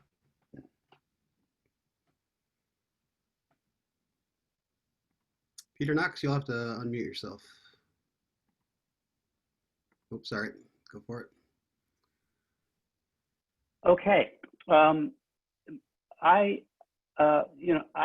in favor of this if we can do this in a way that we can know that the voice vote or the email vote or whatever that, however method we decide, is in fact, we can verify that there isn't overlap with people with the different ways to vote. So I have a suggestion. I'm not sure if you can do this technically, but there's a thing called breakout rooms. Do you know how to create a breakout room? My suggestion might be. I don't know how to do it right now. No. Okay. I know that it can be done. We're not doing it at the meeting. I can tell you that. Right. Okay. Fair. Well, that's a potentially a technological solution, but if it's not on the table to do right now, then it would be for a future, way to do this in the future. So Hetty is right. Anyway. Hetty is right that anybody who's got this has a link to get in. That it's a unique link. So, although I don't know about the phones. That's the thing. I don't know if phone. I mean, you can only have one person calling in from one phone. So, I'm going to have to verify each person. That's why it's going to take so much longer, and we'll just have to do that. If everybody votes for this, plan to be here for the rest of the evening because it's going to take a long time. Thank you. All right. All right. I'm going to Patricia Scribner. You'll need to unmute yourself, Patricia. I want to call the question. All right. No more commentary. I'd like to at least hear from a couple other people if that's all right. How many? Two? Let's do two more. All right, Doug Scott. Oh, yeah. Where'd you go? Sorry, Robert Malcolm.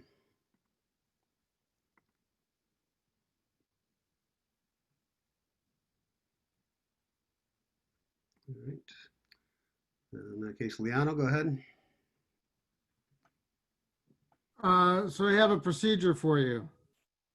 Tell everybody on the chat, everybody online right now to make sure that their hands are down.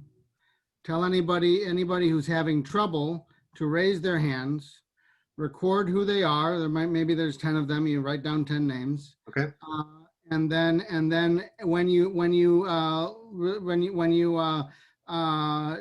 do a vote, you'll post the vote. We can see that, and then they can't. So then you ask them for the yays and nays, and they can use the hand to raise. They can raise their hand for yay, raise their hand for nay. All right, I love that. I like it. All right, and you can do a *9 will raise your hand. All right, we're going to cut it off. The question has been called. I am going to relaunch the vote. We're going to start again. Hopefully Josephine has enough of an idea to put something in the notes about what we're doing here.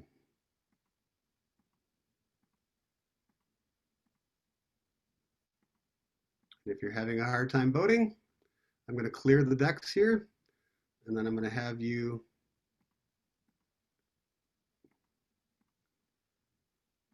all right, all hands are lowered. If you are having trouble voting, raise your hand.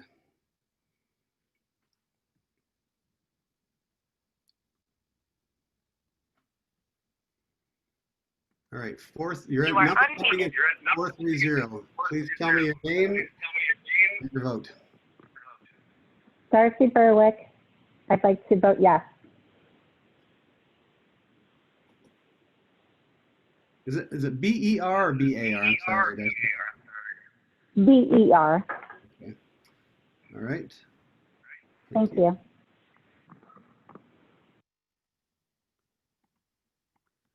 All right. Number ending in 967. You are on. Please unmute. Start. Okay. Who am I talking to? This is Rayanne. Rayanne Weymouth. Yep. All right. And your vote is? Yes. Thank you.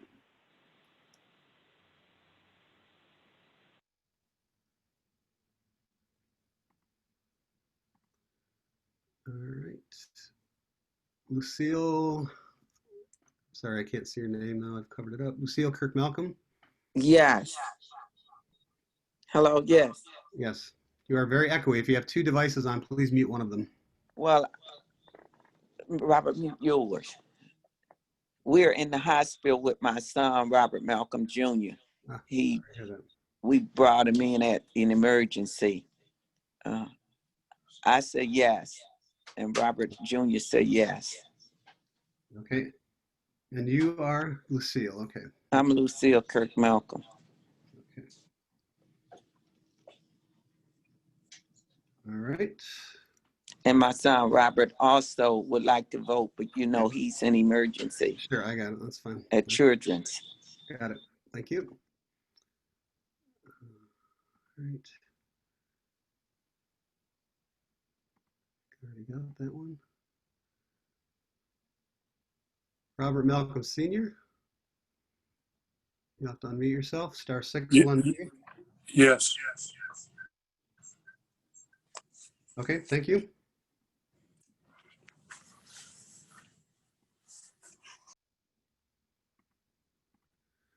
All right, that is all I have for right now. Brad O'Connor, you are allowed to talk. I'm just wondering, are proxy votes allowed here? If it comes down to one vote, Brad, we'll come back and visit that. How does that sound? Thank you. All right, Jennifer, you may talk.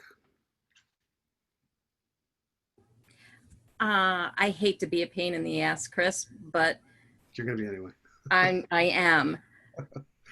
Patricia made a motion to end the discussion and take the vote. It needed to be seconded, and we needed to vote on that before we could do this vote. Yeah. All right. We'll start again. I'm ending the poll. I got to create a new question about whether or not we're going to end discussion.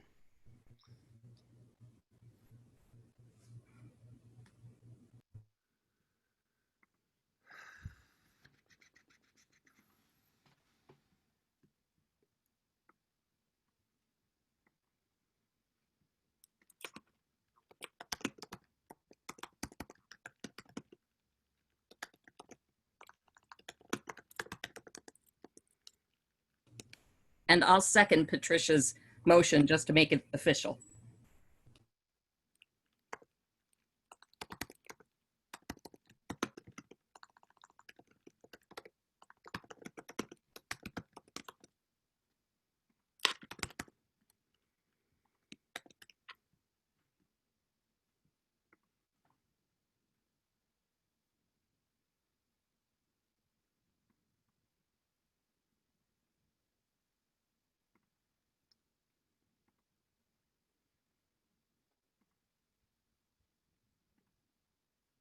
All right, we are now voting on whether or not to end the discussion about whether or not we're going to vote by phone or allow voting by phone. And we had 5 people that wanted to do that.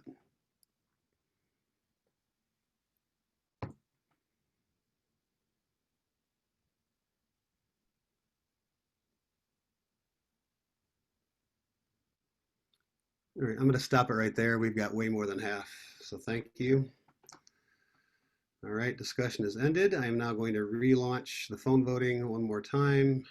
Gonna have to vote again, folks. I apologize. And I'm gonna assume that the 5 people that voted already by phone do not want to change their vote. And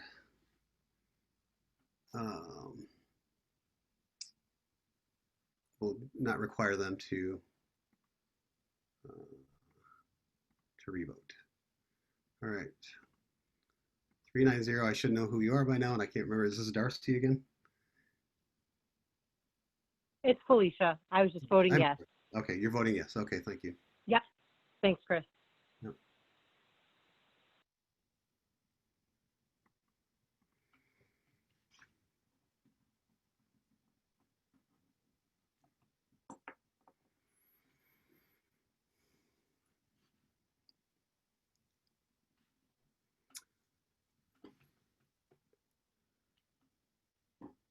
I'm going to let this one go because we need a final tally on it since it's an actual vote on something we're doing. So we'll let this go another 15 seconds. If you haven't voted yet, please do so. And if you need to phone in your vote, raise your hand and I will call on you. Raise your hand by doing *9, toggle on and off mute, *6.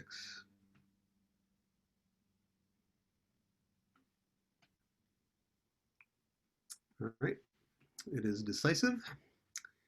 We are going to do this. We'll do this for upcoming questions. All right, next up.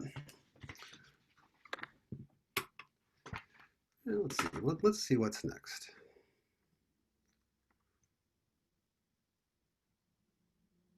All right, so Josephine, I hope you've recorded that. If you haven't, raise your hand and I will leave it up a little bit. Looks like we're good. All right, next up, let's go right to Wayne State Board of Governors. So we've got 2 openings on the Wayne State Board of Governors. 2 of them have asked for our endorsement. Ava or Sandra, if you are on, please raise your hand and you can speak now.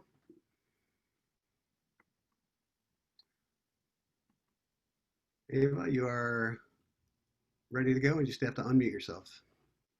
And if it's Eva, I apologize. Can you hear me? Yes, we can. Yes, it is Eva or Eva in Spanish, but that's fine. Thank you.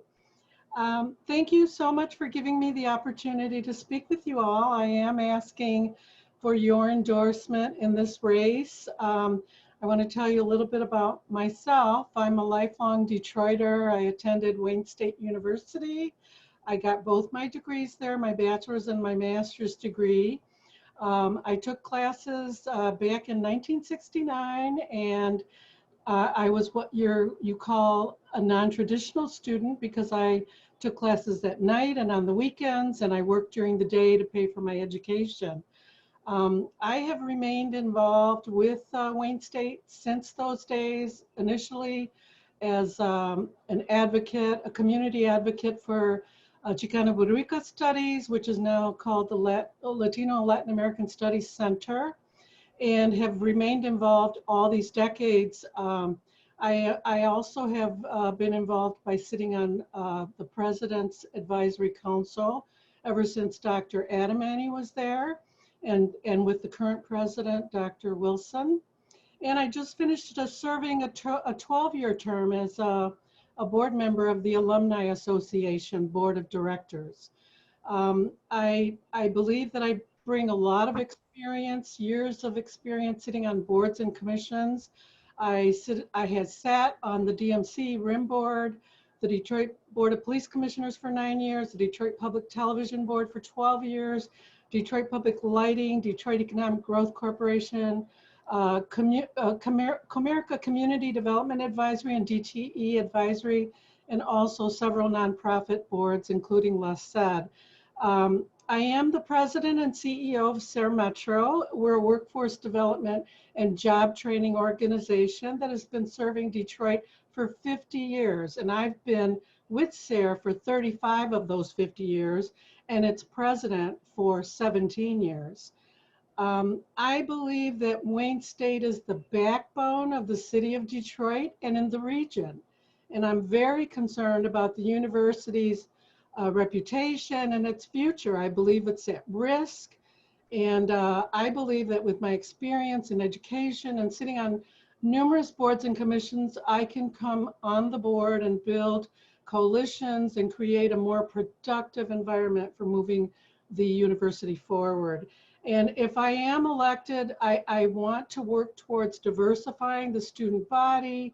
I want to support programs that are supportive of non-traditional students. I believe in developing partnerships with agencies such as mine that are workforce agencies and with the labor unions to meet the current needs of the technical and skilled trade workers that are in demand in the city of Detroit and the surrounding communities.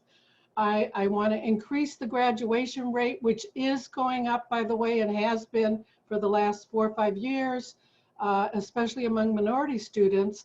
But it's not where it should be, and I want to make sure that we increase that. And I also want to provide support programs that provide additional support for improving retention among our students.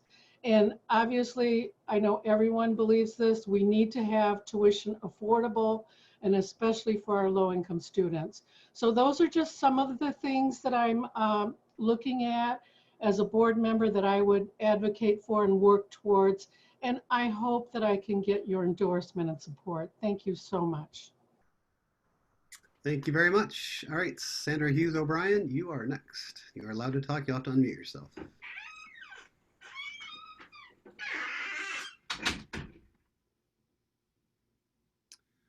All right, I'm gonna have to promote you to panelist.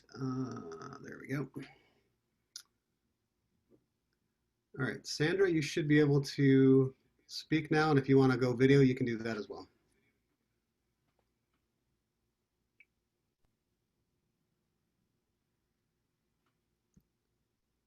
Make sure you are unmuted. Oh, there we go.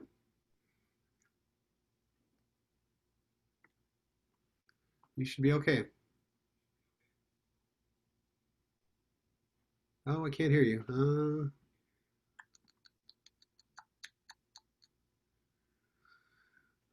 I'm not sure what's going on. It shows you as not being muted, so I'm not sure why we can't hear you.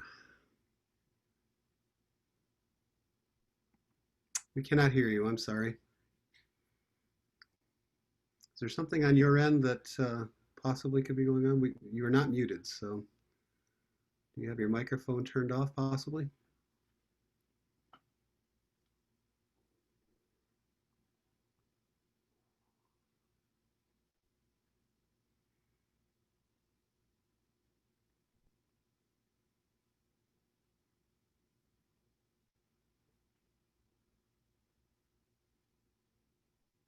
Give this just a few more seconds. It looks like you both are crushing the poll here.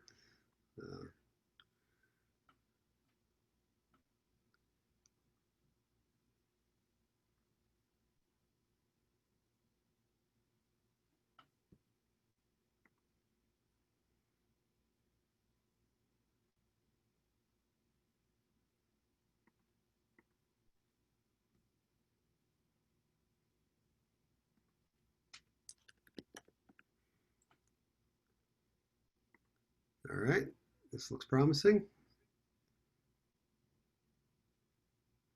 You unmute. You are muted now, so. There you go. Wait. There you go. Yay. Perfect. Sorry about that. Okay. So I'm on my cell phone now instead of the computer. But thanks so much for having me today, Chris. I am Sandy Hughes O'Brien, and I'm currently in the last year of my 8-year term on the Wayne State University Board of Governors. And I am running for re-election, for renomination by the party, obviously because I believe in access to a quality public education and the vital success that it's vital to Michigan's success and Michigan's economy and its citizens, especially in these very difficult and trying times. As an attorney and advocate, I bring a unique perspective, I think, to the Board of Governors. One of the very first things that I did was I was proud that I was helped usher in a policy to help implement a tuition equity program for undocumented students on campus who were at the time paying out-of-state tuition rather than in-state tuition. And we were able to, that was one of the very first things I helped implement for our DACA students. The next was, we never had an office of diversity and inclusion. So we created the inaugural Office of Diversity and Inclusion at the university. Additionally, I'm proud to support our faculty union, the American Association of University Professors Division of the AFT, and am currently actually embroiled in a fight to preserve and protect their collective bargaining agreement with the administration, who had wanted us to break the collective bargaining agreement about a month ago. And so when that went down, now we're embroiled in a disagreement with the administration, who wants to cut our clinical faculty staff salaries by 50% unilaterally without going to the union for assistance. So we are obviously defending the union. I'm defending the union, and some of our board members are defending the union right now. And this is one of the reasons why it is so important to, you hear about collective bargaining agreements and people always ask you, are you for this? Do you understand what it is? But you don't realize the importance of it until somebody tries to take it away. And that is a real life situation that's happening on our campus right now. And so I am proud to stand with our faculty union, protect their negotiated collective bargaining agreement. Additionally, a year ago, I chaired a university committee that negotiated a private-public partnership with the Detroit Pistons, where the Pistons agreed to build the university for the first time a brand new basketball arena that would be owned by Wayne State. We were responsible for paying we took out a bond, and the Detroit Pistons are paying the bond back by virtue of a lease agreement that they signed with us. They are leasing the property for their G League team, which is their minor league basketball team that they are moving to Detroit. Which they used to have a team in Grand Rapids. Now they're moving it to Detroit. So one of the great things, obviously, for our student athletes is that you're going to be walking around the weight room and our basketball arena with professional basketball players. This is the first of its kind in the United States. But it's not just a benefit for our student athletes.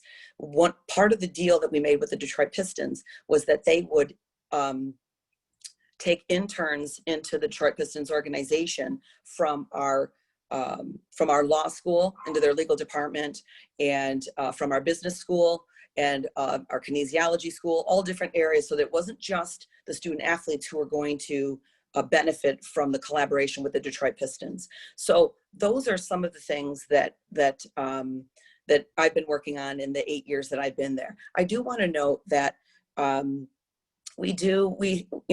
Wayne State has been in the news recently.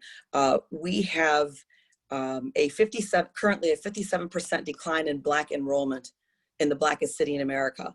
And that is one,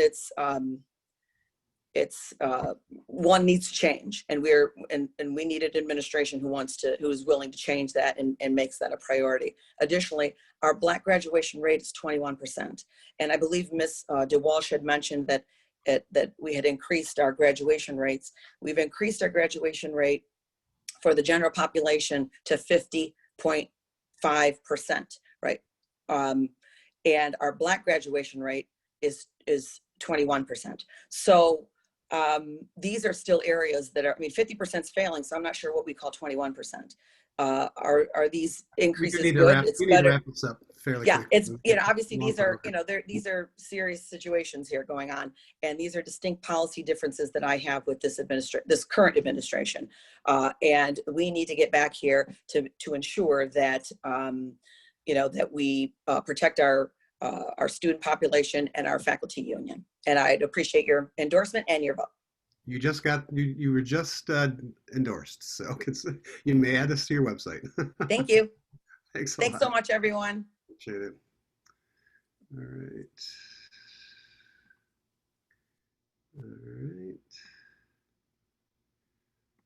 right. It looks like I have a couple of, at least one. All right.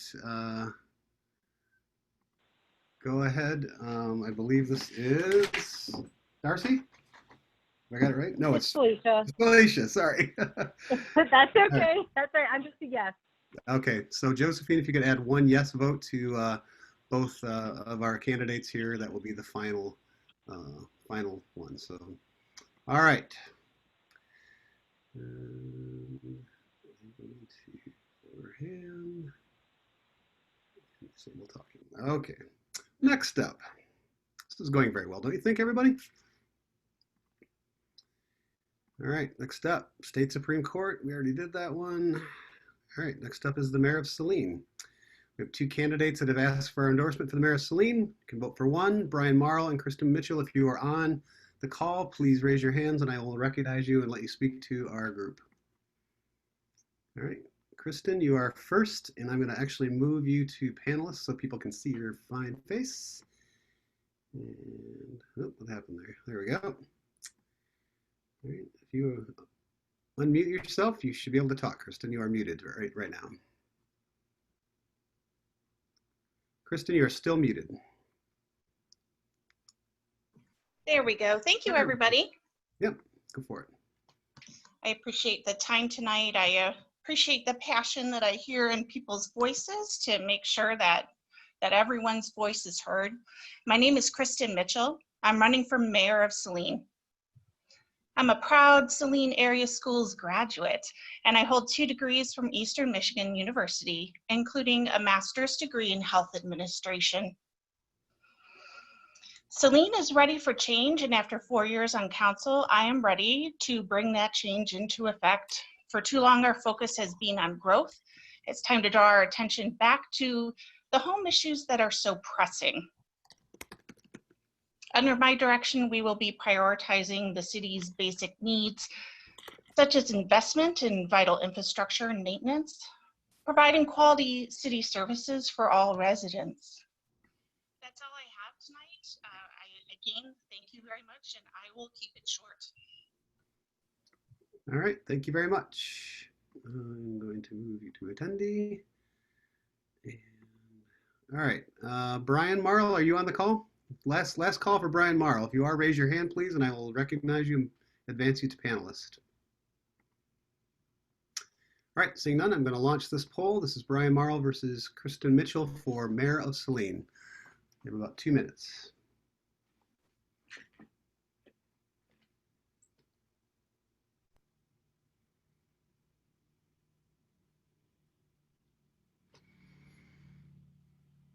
All right, you number ending in 430. You are on. Hi, Chris. Darcy Berwick again. Hello, Darcy. Hi, I'd like to vote for Kristen Mitchell, please. All right, thank you. Thank you. Josephina, if you could recognize that Darcy voted for Kristen Mitchell and add that to the tally when we're done here.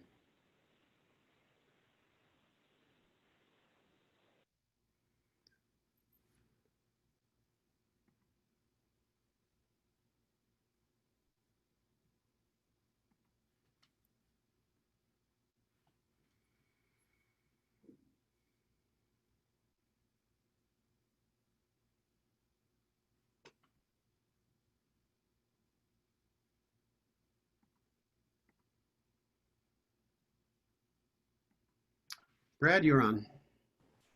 So I'm not sure if it's too late or not, but it seems like both candidates are Democrats. I'm not wrong, and they're both members of the Democratic Party. Yes. I don't know if it's too late, but I would like to motion that the WCDP not endorse in this race, considering that both candidates are Democrats. Ah, I see. Well, that's an interesting proposal. I think it's a little late voting now. I think it's a little late, right? We're already voting. That would have been. Yeah, I apologize, but if it's not too late, if it is, that's fine. I think it is. Sorry.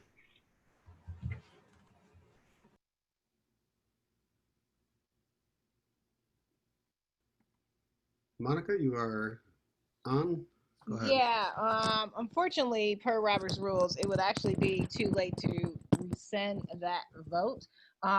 So if we're doing that, that would not be per Robert's rules. I just want to make sure that that's noted. We're not.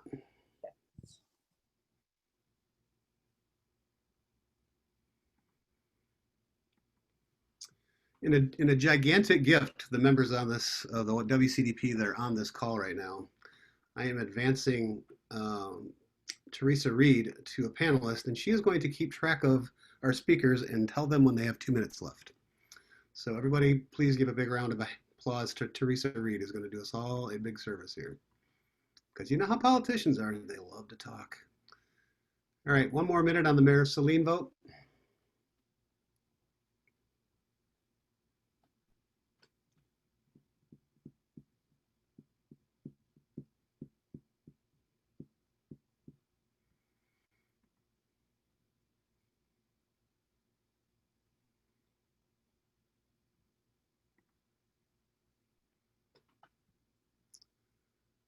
Liz Freed, you're up. You will need to unmute yourself, Liz. Unmute.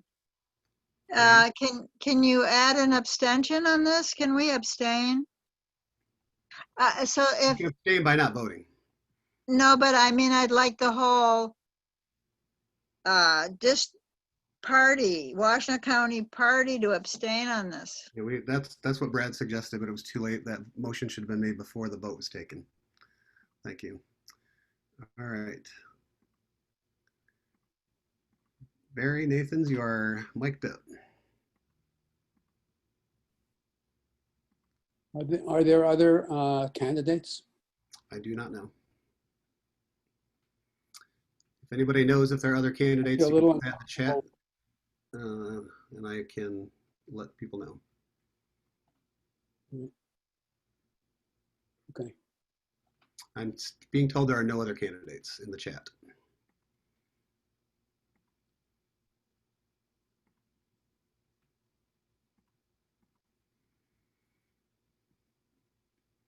All right, I'm ending the poll, and Kristen Mitchell is going to receive our endorsement. I'm going to leave this up for a second so Josephine can record the numbers. Josephine, if you could shoot me a text when you're ready, I will then know to go on.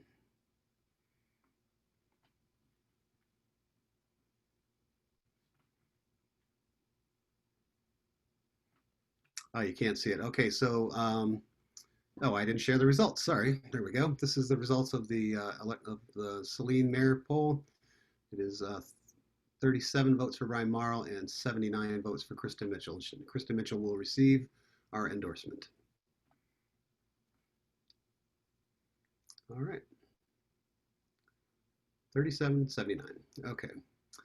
Another poll. Let's go next. So stop sharing. All right, next up is the Dexter City Council. One person has asked us to be endorsed for the Dexter City Council. This person is Cole Miller. Cole, if you are on, you are now ready to talk. And I'm actually, hold on a minute. Cole, I'm gonna move you to panelist.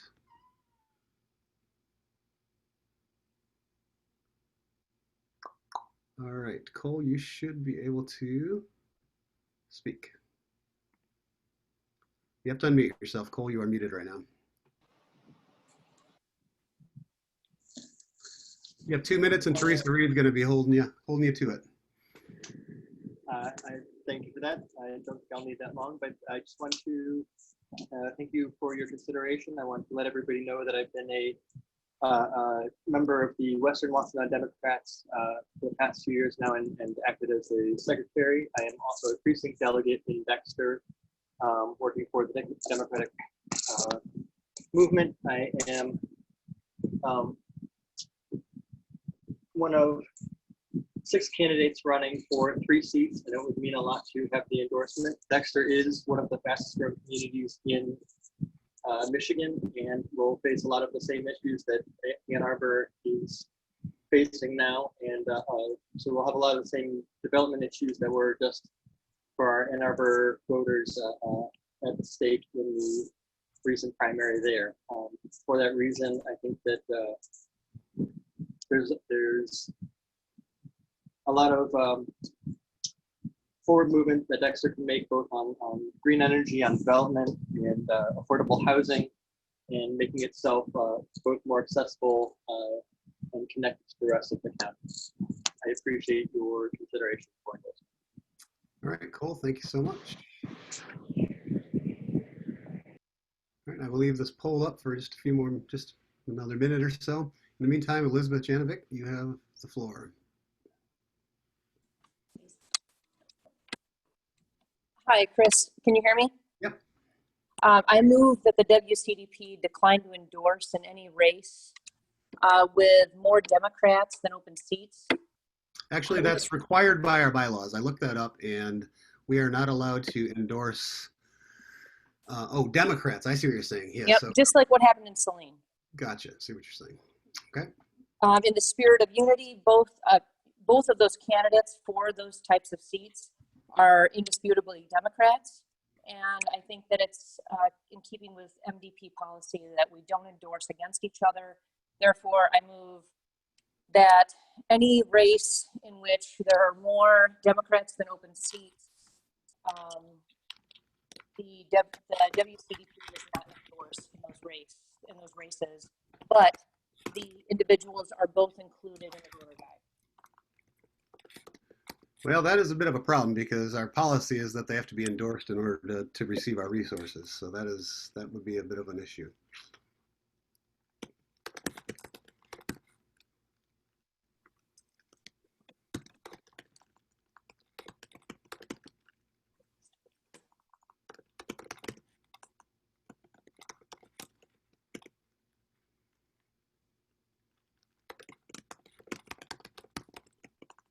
Well, the other problem there is that the bylaws do not allow dual endorsements.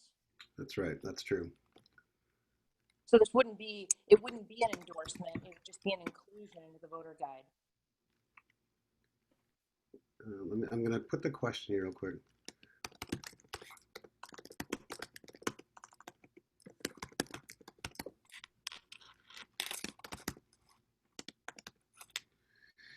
Okay. I will say that the use of the voter guide or the access to our resources only for endorsed candidates is a policy and not written into the bylaws. And we could potentially make an exception for endorsements. So I will add that to the motion.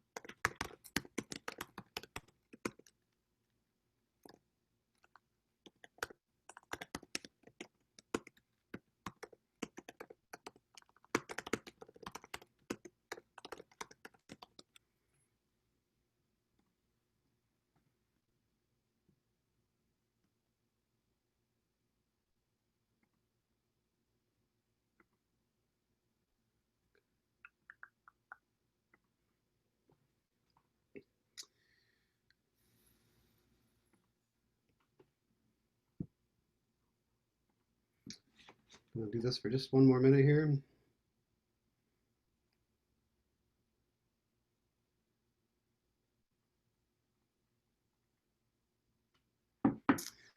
All right, I'm going to end the poll. Cole Miller, you are endorsed. The vote is 132 yes, 7 no. Josephine, if you could send me a thumbs up when you have those numbers, 132 to 7.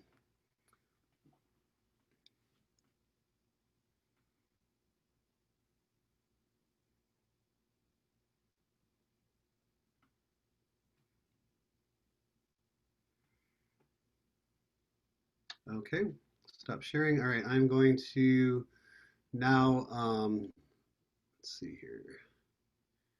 Now move to the motion that was made. Was there a second for that?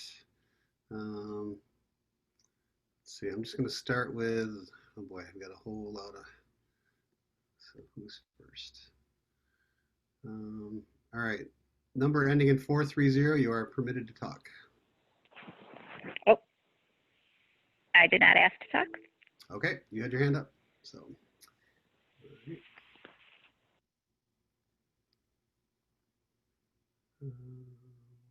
I'm sorry. All right.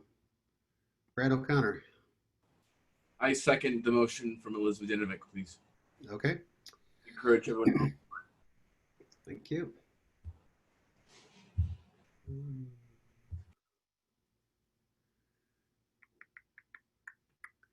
All right. Elizabeth, if you are still able to talk, if you need to say something in the middle of this. Hetty, you are next. In that case, I'm not sure why we're here, because everybody that has won their election, it would have been no problem. Then why are we here? And if that was the case, we should have announced such announcements instead of wasting people's time to get here and vote on nothing. I'd like to say something when Hetty's done. Sure, go ahead. Hetty, are you done? Yeah, for the moment. I wholly disagree with the concept that we are here for no reason if we don't make this split. I mean, this is splitting the party by endorsing one Democrat over another Democrat. And that has nothing to do with I mean, it is the exact opposite of unity. And I think that's what we're all striving for. Maybe I'm missing something, but I think that this is pretty ridiculous if we think that we're going to start splitting the party like that. This is a slippery slope, my friends. Slippery slope. All right, Jane Foreman, you are up. Please unmute yourself. Hi, I was just asking to second, so it's moot. Okay, if it was just for seconding, folks, please you can lower your hand. Excuse me, lower your hand. All right, let's see here. Arain Washington, you are Mike. Do you have to unmute yourself? Thank you very much. Can you hear me? All right, my question for you is, how do you determine whether someone is a Democrat or not? I mean, does that mean they're a Democrat if they just decided to join us?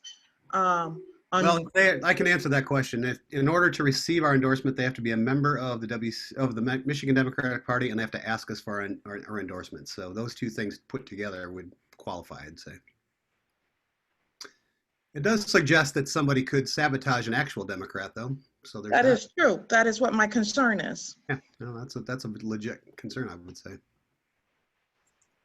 I could think of several. So is there a time frame that you're going to look at, or is it just as of July 12th? I mean, they could join July 12th. Yeah, actually, there's no stipulation to get our endorsement that there's no 30-day requirement like there is for credentialing for voting and stuff. So yeah, they could be actual hardcore racist Republicans and sabotage an endorsement of a solid candidate by doing that. So that is a possibility. That's a good point. Thank you. Thank you. All right.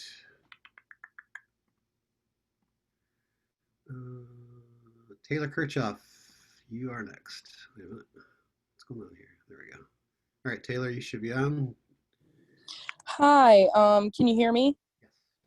Okay, I just wanted to say that I oppose that motion because I do feel like as the members of the party, we're always encouraging people to get active, to grow the party. If they don't like what they see, come on board and participate and be able to change it. And I feel like if we get rid of the actual seeking of endorsements from the active member of the party, then in a way that's extremely discouraging. And of course, we want to stay the party of the many, the party of diversity, and kind of like what Arain was alluding to, I think. I'm taking some liberty, but that we also kind of want to know what their values are. So somebody has the right to know if you are a pro-life Democrat when they want to endorse you, or a pro-choice Democrat when they want to endorse you, for just a random example. And there's very many other, obvious positions that, anybody could hold that is joining the party, basically. Yeah, that's a good point. Thank you.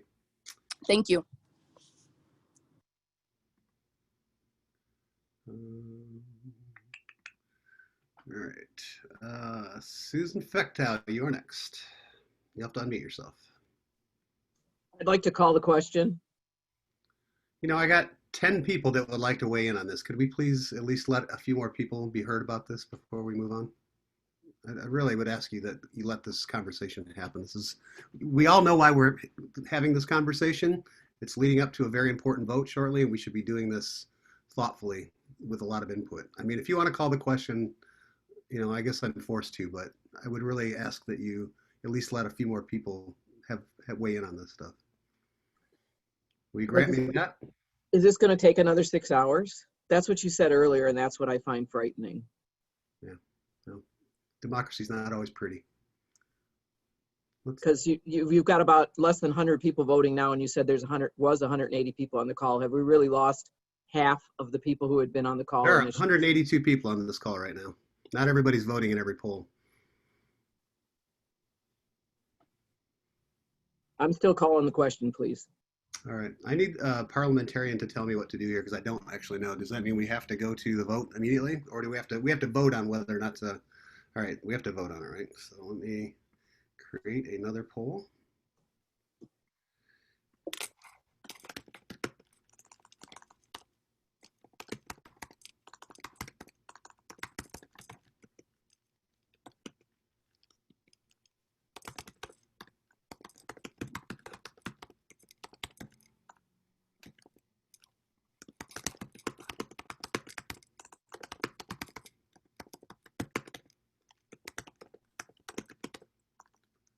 Ah, that's true. We need a second.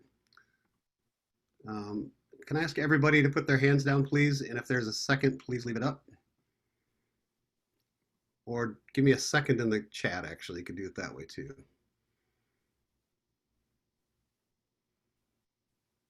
All right, we have a second from Glenn Levine. Give me a second to set the poll up.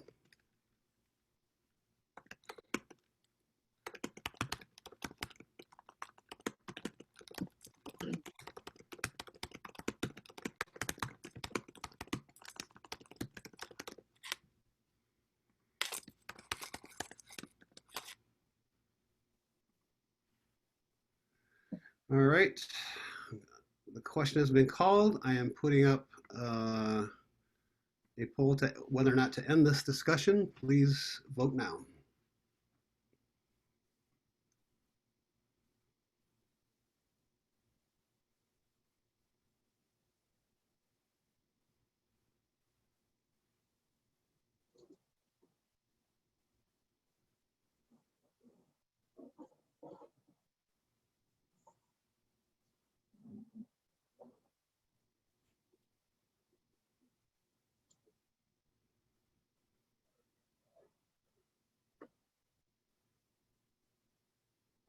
One more minute.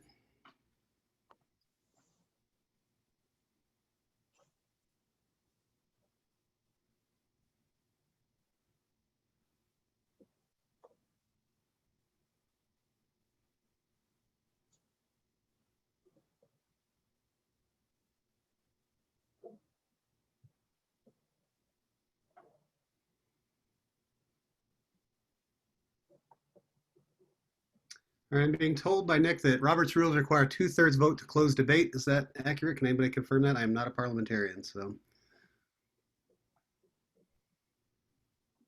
Although I have to say it doesn't look like it's going to matter. Thank you, Monica. Monica says yes, yes. All right, I'm closing the poll. And the results are we are not closing the debate. If you have, if you'd like to speak, please raise your hand again. Sorry about that. All right.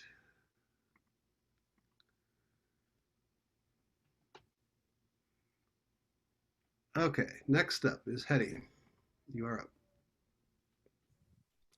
I would like to say that you did send out this email a while back, as Fran pointed out. And if that was a discussion, we should have had discussion about that far before we got into hours and hours of credentialing. Yeah, you could have said that about multiple things we voted on tonight, actually. Exactly. All right. Denise Kirchhoff. You'll have to unmute. Denise, you're still muted. Hello. Oh, Yep. no, I was actually raising my hand about the 2/3 rule. That was all. And I think it just got stuck up. I went back to click it, but it just got stuck. That's fine. Thank you.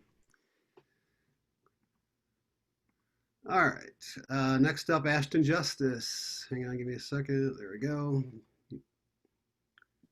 Can you hear me? Yep. Yeah, I would like to reverberate what Arain introduced and a few people have elaborated on. Especially within this county, there has been a history of people strategically switching parties to the Democratic Party in order to obtain votes. Obviously, this is a very dense population of liberals and Democrats, and I think deciding not to endorse a candidate simply because there are two Democrats in that race is really opening up a door where people are just like where we could have people that are strategically switching parties and we're just going to be supporting it. So I just don't understand how that would be any different for any of the other races. I mean, if that's the theory that we're going to operate under, the theory that, well, any Democrat could be a Republican, then we wouldn't endorse anyone. We're getting off point. The point of my motion was unity.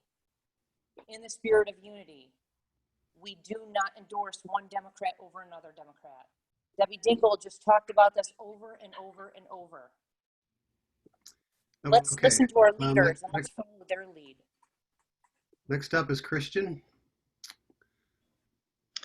Thank you. I just want to first make it clear that I am not a voting member and that my interest is for the unity of the party. Just a point of information, can the chair please address what is the procedure that we're talking about? What does a yes vote mean? And what does a no vote mean? On which question?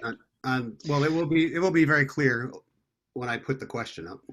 Right. So so not to make this personal to me, but you know, as someone who just finished getting a majority vote for an endorsement, is this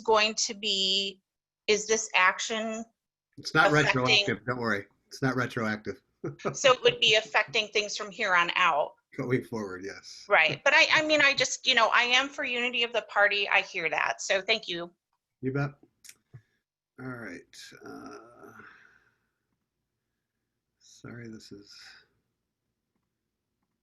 Adam Zemke, you're up. Oop, I lost you, Adam. Adam, if you want to speak, raise your hand again. For some reason it went away. There you are. Got it. Okay, Adam, you should be okay. Perfect. Thank you. Sorry about that. So obviously, I think that a concern around party switchers is something we need to be very cautious of. That said, you know, I think that we can count several races that are likely up tonight where many of us who have been to Democratic Party functions and meetings over the years have seen both candidates attending. And we know enough about their values to know they're Democrats, although frankly, we may not know as much about their professional experience for the position they're running for. I think that we have the collective intelligence here to make a smart decision. But what I am concerned about in preventing us from dual endorsing, or having the option to dual endorse, which I think is prohibited right now, based on what you said, Chris. That is correct, yes. Yeah, so I think I have a concern about that prohibition, because I think it does handicap our ability to utilize our historical knowledge of individuals we know to, in some cases, both be good Democrats. I don't like the alternative of not endorsing in those cases as being the only alternative, or to have to choose, because I think in some cases it's fundamentally unfair. So those are my thoughts. Okay. Thank you.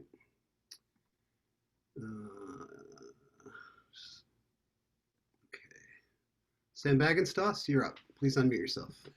Yeah, thanks. So I am indifferent about the question of whether we ought to be able to endorse in the abstract in races where there are multiple Democrats running for one position.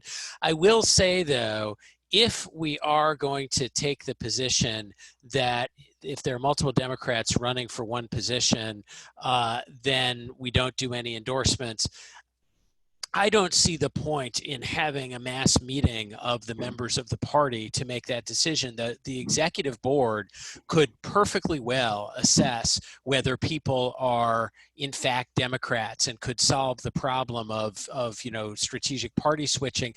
I had always thought that the reason why we had brought together the membership to make decisions about endorsements was precisely because we wanted the membership to be able to apply its judgment as to which candidates, if any, best met our vision of what would be a good candidate for a particular position.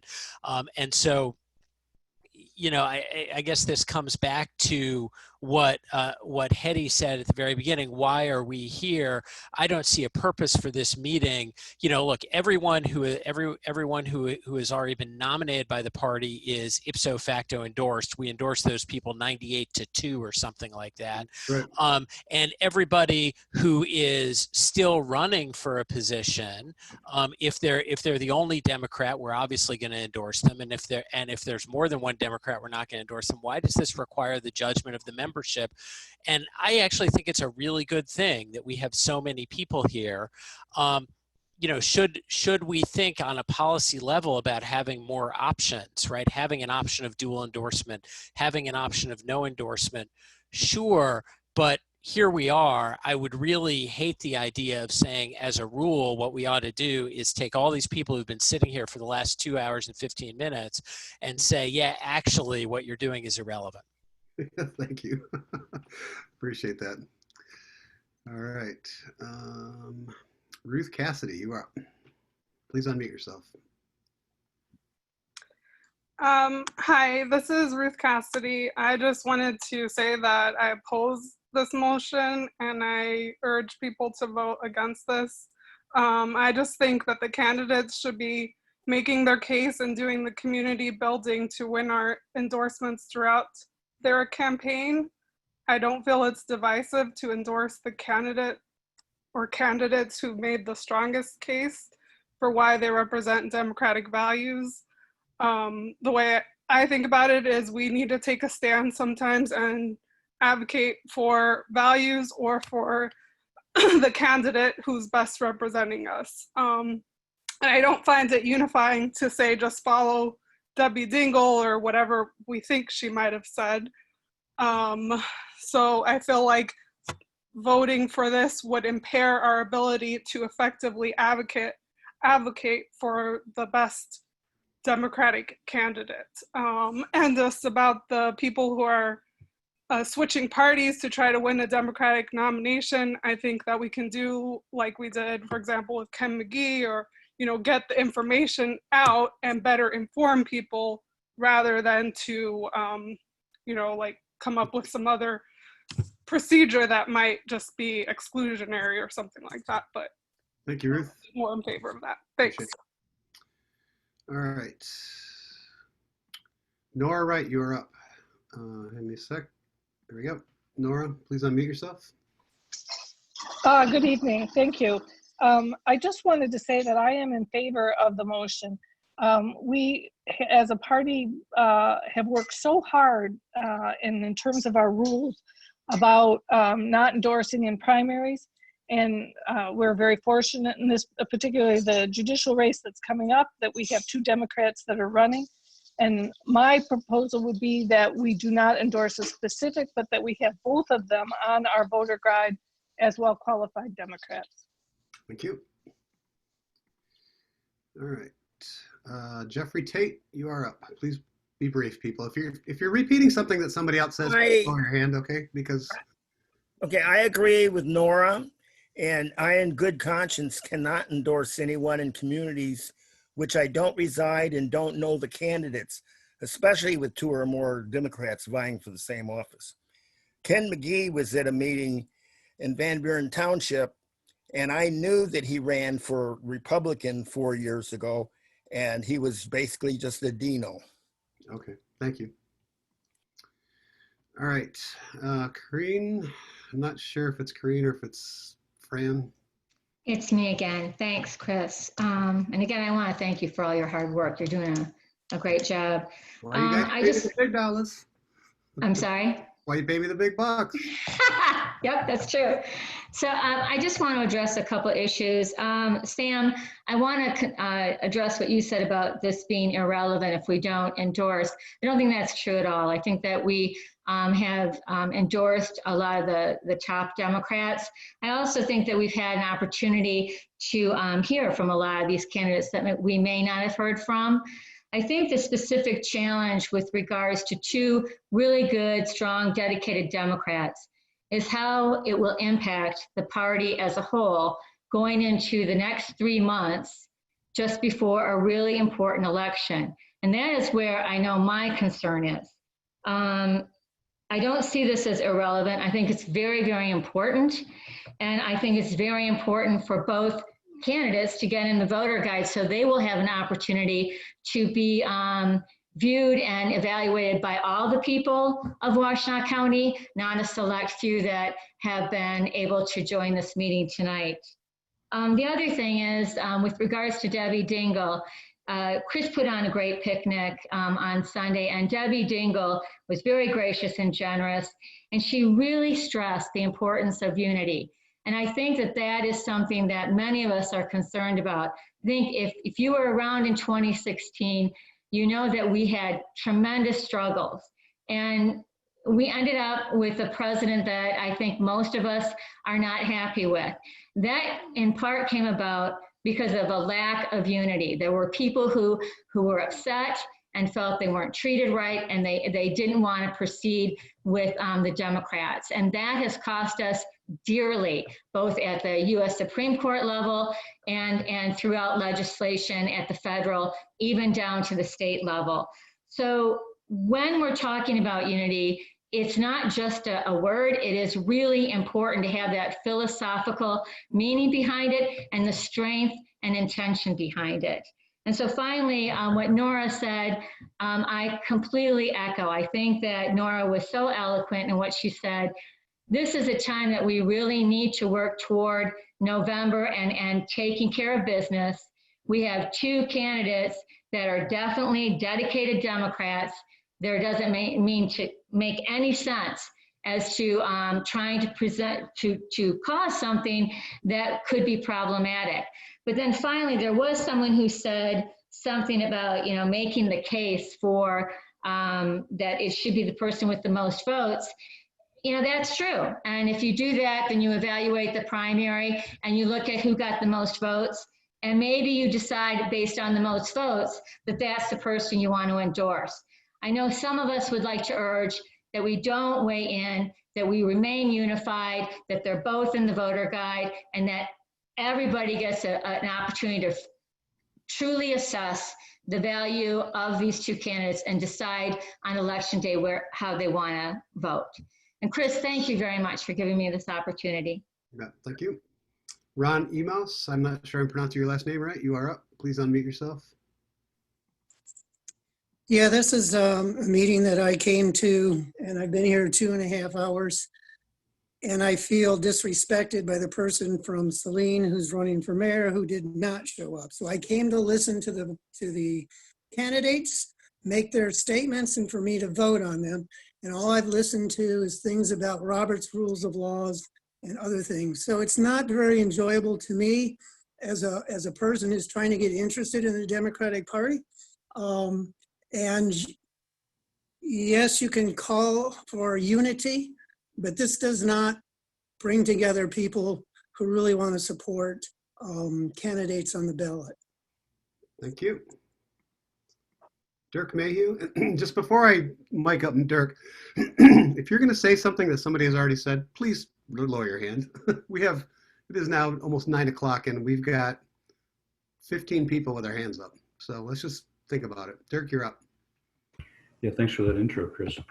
Hey, we're a political party. I think we should take a political position. We should have opinions. It's messy, but it's important. It's good practice because there are more substantive and much more difficult issues as a party we need to face and discuss. And the team needs to respect each other enough to respect each other's opinions. When we don't take a position, we're making ourselves irrelevant, and that's why people don't support the Dems. I think the first step to be relevant is to have a position, to have an opinion. If we need to use approval voting and endorse more than one candidate, let's do that. A non-endorsement is available by not voting. What you're doing by suppressing the endorsement is you're asking me to not have an opinion. You don't have to have one. You don't have to vote. You could skip it. And just reference these party split threats. That's not a good way to pitch unity.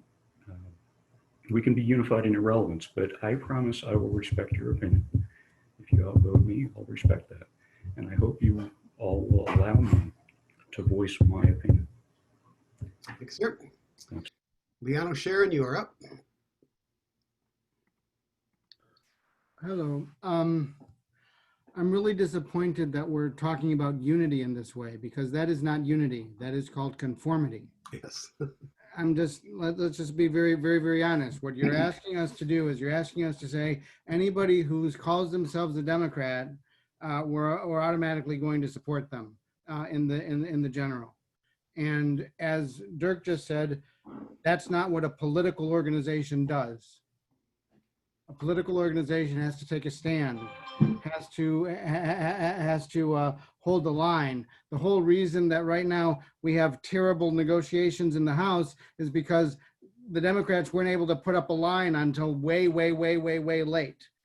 Okay, we need to be able to say who we think are represent our values the best, and who we think doesn't represent our values the best. And we as a community get to decide that. That's how democracy works. And when you talk about having unity by forcing people like Dirk, for example, to basically endorse everybody who has a label as a Democrat, I mean, that's driving him away. That's driving me away. Okay. For example, Rashida didn't endorse Biden. I don't endorse Biden. Okay. But that doesn't make me not a Democrat, and it doesn't make her not a Democrat. It makes us Democrats who have an opinion, and we want to be able to express our opinion. And this motion is essentially effectively saying you don't get to express your opinion. That's not democracy. Thank you very much. Thank you, Liano. Leah Dotson, you're up. Hey guys. So just a couple quick things. I think when we talk about the voter guide, a lot of the people who get those are looking for a guide. They're looking for the party to have taken a stance, done the research, had the conversation, and told us that, this is who we recommend. I am a very big fan of saying endorsements are powerful, especially in Washtenaw, because we do have a lot of good Dem candidates. So let's push people a little harder and let's actually endorse them. Let's make sure they show up, they vie for it. So I'm definitely fully in support of continuing to endorse and opposing this motion. And I would like to echo what Liano said. I don't think it is a conversation about unity. Trust me, like he said, we want Biden to win, but here in Washtenaw, we can push harder, and let's use those opportunities to push harder. And let's not be afraid of that. And, we're a strong group that can have these conversations, and that brings more people in. That keeps us from feeling like some censorship, pretty little wrapped up present. We're real. We need to be endorsing and voting this way. Thanks. Thank you, Leah. Desiree, you are up. Make sure you unmute yourself, Desiree. Great. Thank you so much. Happy to be here. Just a few thoughts on this. I want to say one thing that I think is important. Is party work is organizing work, right? And so part of that is organizing people to come to meetings, organizing people to join, organizing people to do work. And so I think that we need to keep that in mind overall. And so getting people to meetings is part of that. But also I think as we're talking about this, that numbers are important to show where the tide of conversation is. And so I also think it's important that even if we have to repeat things, that we put that into record. I also want to say unity work is hard work. And part of it is not to say that we all fall into line with one way of doing things, but that we are being able to hear and be open to all the different ways that there are within the party and finding ways to bring people together around those. And so I don't think that that happens just by not having competition. In fact, I think we need more competition. And I think it's great that we have multiple strong Democrats running for things. We need that in order for us to move forward. And so I think that that is actually a positive for us that we have a choice. But I do think it's important to be able to express those choices. There are many educational opportunities. I think that that's also part of our duty, is to make sure that we are spreading information to folks in all the different ways. And the guide is only one of the ways to do that. And so I oppose this motion as well. Thank you. Thank you. Caroline Sanders, you are up.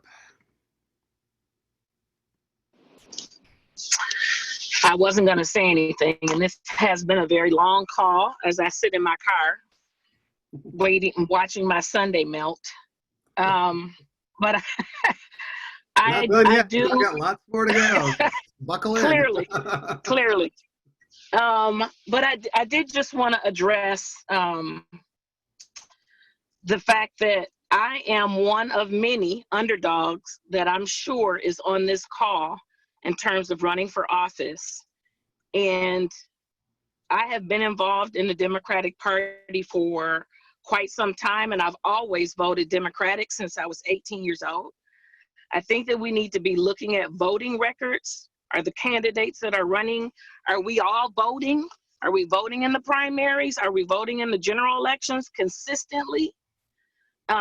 And I don't have a problem with us not endorsing. I don't think we should split an endorsement amongst candidates. That's not fair, at least for the primary, I would say. Unfortunately, that means that the candidates are going to actually have to do the work and then come to the party and expect an endorsement. But we have to be unified within and trust each other. And as an underdog candidate and a double minority candidate, I'm not saying it. It's a little painful. But I'm still out there committed to this Democratic Party that I've known my whole life. And we need to do better. We're not taking care of all of our candidates that are out there doing the work and raising the money. We've got to do a better job. We're not doing a better job. I'm glad that Elaine brought it up in her own way, but we're not good. And we need to get our stuff together before November. I'm done. Thank you very much. Suzanne Perkins, you are up. Hi, I wanted to speak in support of this motion as somebody who is a lifetime Democrat and somebody who was a delegate to the 2016 convention, and also I have been a precinct delegate since 2016, and I wasn't endorsed when I ran for a nonpartisan position in 2018, and we had to rerun that endorsement because a bunch of people were not actually credentialed who showed up. And I want to mention, I wanted to mention that a lot of people, you know, if you look at our meetings, it's young people and retirees. The people who don't come to these meetings are people like me, you know, are people who like are single parents, people who are, you know, people who are in the age group who are parents. We are not the most inclusive group of people because people who are parents cannot show up at these meetings. So we're not always inclusive. And so I think for sure when we have two strong Democrats, we shouldn't be picking between the two of them. If somebody's a strong Democrat, we shouldn't just say, you know, the people I couldn't bring out to those meetings were all parents. And so, you know, you can say, well, you know, I didn't organize well enough. but the people who were supporting me were all parents. Thank you very much. Ashton Justice, you're next. Can you hear me? Yep. Can you hear me? Yes. Sorry, I live in Dexter, so my internet's not always great. Same. Yeah, I also wanted to touch on inclusion. You know, and unity is undoubtedly important, but we're putting the cart before the horse, and inclusion is an intrinsic piece of the Democratic, is an intrinsic principle of the Democratic Party. And unfortunately, there are people like the single mom with 3 jobs, and rural residents without internet and cable access, and individuals struggling with disabilities that are limited in their ability to investigate candidates that just want to trust the principles of the party instead of leave things blank on their ballot. Like, voting is empowering, and people want to be confident about their vote. And people who can research a candidate likely aren't going to care who we endorse anyways. These endorsements are for the rest of the people who deserve to be included and deserve to cast a confident vote. And it might not be comfortable for all of us to compete, but it's a means to an end of including people that otherwise can't cast a confident vote. I represent domestic violence survivors that reach out to me all the time asking who to vote for because they simply don't have the mental capacity to get online and research these candidates. So I think if we decide not to endorse a candidate, we are excluding the vast majority of people that don't have the privilege of looking into candidates.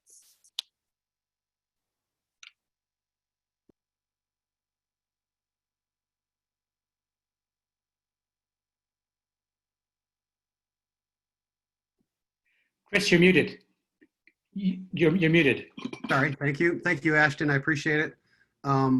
Monica's up next. I just want to, before I mic her up, there are people in the comments saying it's my turn, it's my turn. I'm taking people in order, and that's the way it's going to go. So I'm not picking and choosing who gets to go. Just want to point that out. Monica, you're up. Thank you, Chris. I know this is a hotly debated subject, and I know a lot of people have comments on it. And I'm just going to speak frankly because I think after what I experienced, I have a right to. First things first, I believe the Washtenaw County Democratic Party can take a stance on candidates if need be. Not all candidates, basically, and I know this may hurt some people's feelings, but not all candidates actually attire to the values of the Democratic Party. When that happens, they need to take a stand. If that's in a primary, if it's in a general election.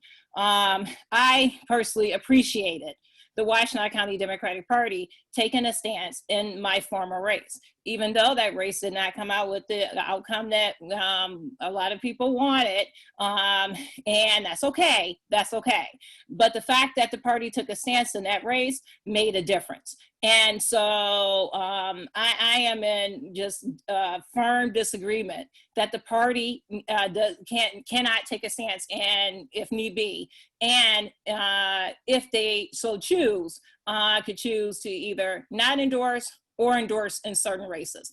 As a person that has been personally affected by this, I would just say that is not the right stance to take. The party deserves to be able to have a voice. Thank you. Greg Levine, you are next.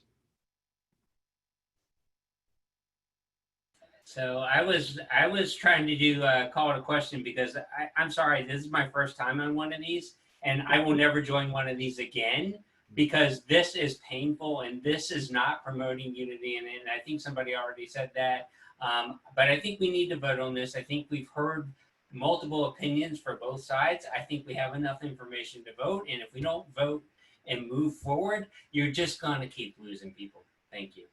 All right. Is there a second? Please put it in the chat. We have a second. I'm relaunching the vote for calling the question and ending this discussion and taking a vote. Thank you, Greg. I was hoping somebody would. I think we've said a lot.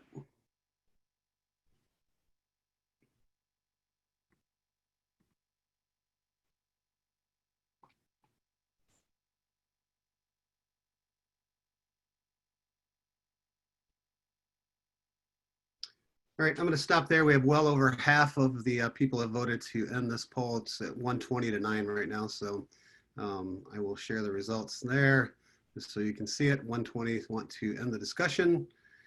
And we are now going to go to the poll about not endorsing when there is more than one or more Democrats than there are vacancies. And in these cases, all Democrats would have access to the same resources as endorsed candidates. And that would be even if they were Republicans running as Democrats, which includes being in our voter guides, signs and literature in our office, all of those kind of things. So please vote. And I'm going to take a potty break, so talk amongst yourselves.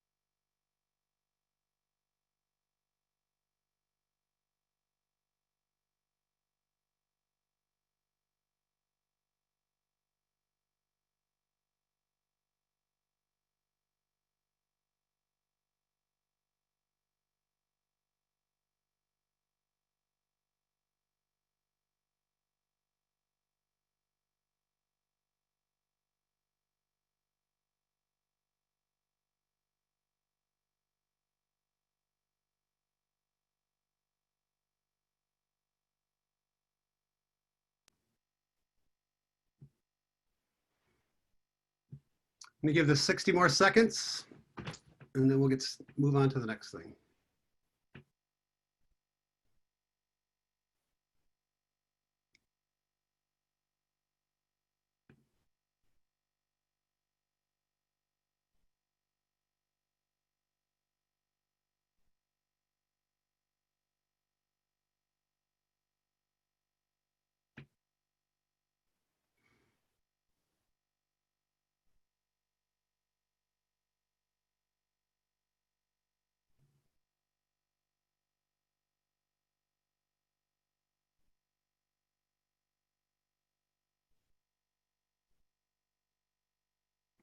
All right, I'm ending the poll. Motion fails 96 votes to 51 votes. Josephine, if you're out there, give me a thumbs up and text when you get this.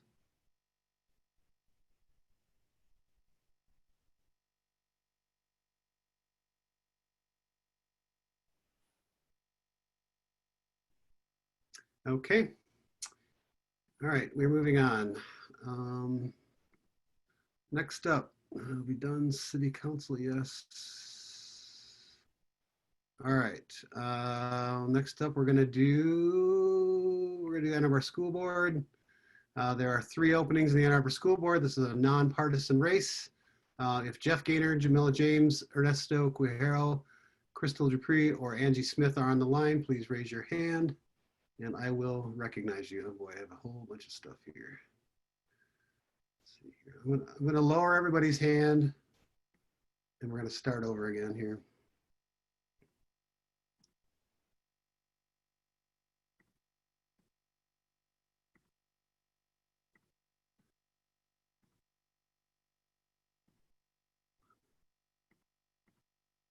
All right. Jeff Gaynor, you are on. You'll have to unmute yourself, Jeff. Yep, thank you. For those of you other candidates who think this is a long meeting, welcome to school board. Yes. Thank you, Chris. You're my biggest fan. Okay, so I'm Jeff Gaynor. After being a classroom teacher for 38 years and announcing my retirement in 2016, I was recruited to run for the school board. And through some combination of fame and infamy, I figure I received the highest number of votes. The endorsements from the Ann Arbor Education Association and the Huron Valley Area Labor Federation helped as well, and I appreciate that. I ran then and now on a platform of bringing critical thinking, openness, and transparency to the board, and with the goal of engaging the community and understanding the issues and contributing to needed discussion. In pursuit of this goal, rather than bid for the higher offices, I asked to be secretary, the officer who is responsible for responding to inquiries from the public. I believe strongly that trustees cannot do their job well without engaging with all sectors of the school and community, not just administrators at Ballas. Before I go on, I'd like to thank trustees Lightfoot and Nelson for their many years of service on the board. With their decision not to run again, we will have 2 or possibly 3 new trustees. Fortunately, the candidates running now are a strong group, dedicated, knowledgeable, caring, with positive values that I trust we all share. I am thrilled and believe that the board will become even stronger and better advocates for our students and community. Equity and racial justice are high on the values that the district espouses, but interpretation and application is key. Some trustees claim that as trustees, our only responsibility is to the district and our enrolled students. But I take a wider view.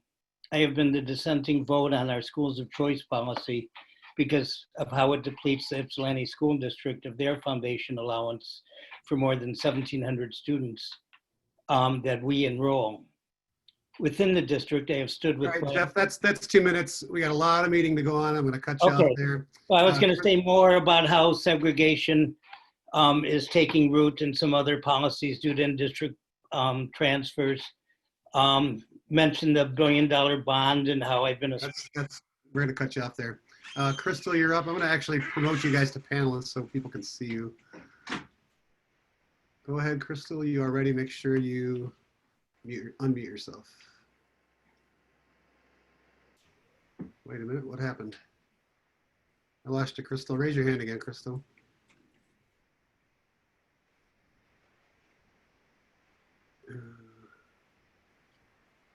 All right, I'm going to go to Lisa, and I'm going to promote you to panelist.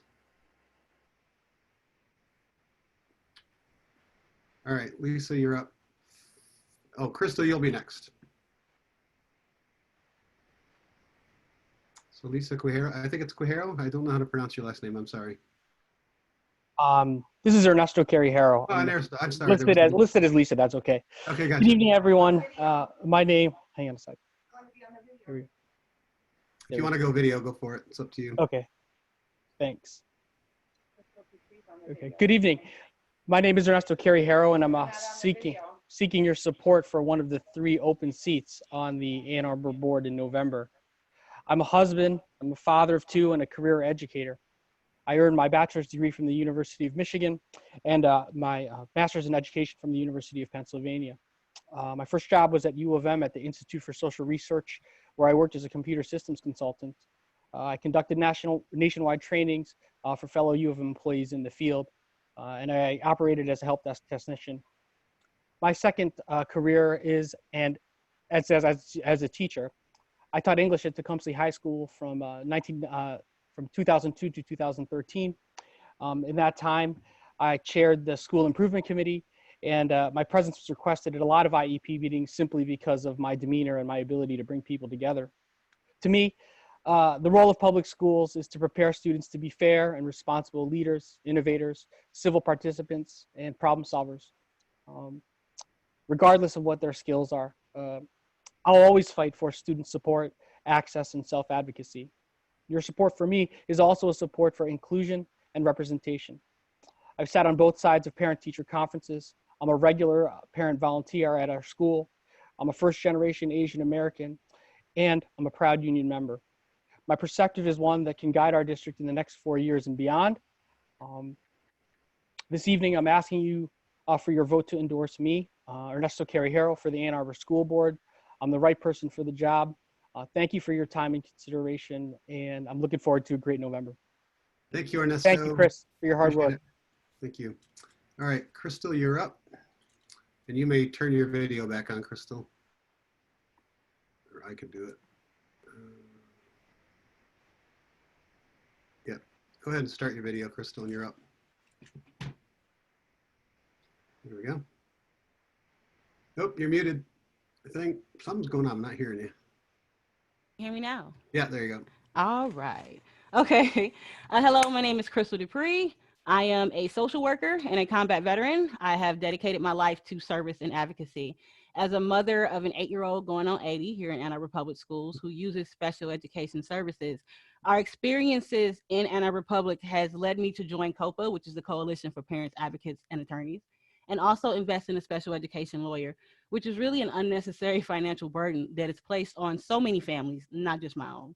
When I decided to run for school board, I had a few tears as I thought about what school meant to me and what it means for so many kids. I feel the school should always be a safe and equitable space for kids. Can you imagine a few generations where children with special education needs are not seen as a problem or a burden, yet in a world where we can create tools to help them become successful? It takes people who are willing to do the work to make that happen. Currently, I'm a community and youth coordinator at Avalon Housing, where I've co-developed and implemented our virtual summer program for youth. And presently, we're developing a new program to encourage self-care and openness amongst residents who are single parents like myself. And while at EMU, I joined with the WCDP Legislative Programs Committee to develop the political social work internship, and I was the first intern to fill that position. I continue to serve on the board and dedicated myself to mobilizing and amplifying the voices of voters who are sometimes silenced under political rhetoric. At the U, I worked at Park Ridge Community Center, and having insight as a person with professional and lived experience is key to managing the connection that keeps conversations between the community and the district flowing in an equitable direction. With a fresh perspective, I will push for coalition building meetings during AAPS professional development time between organizations with at-risk youth, undocumented and refugee families, and who works with formerly incarcerated caregivers.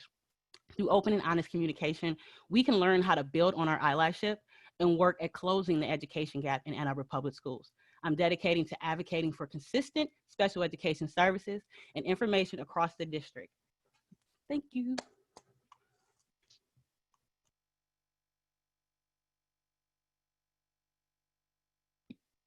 Chris, you're muted.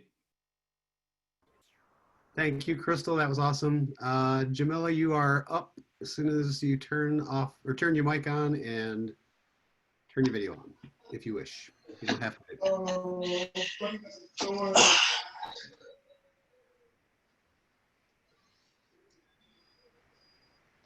Okay.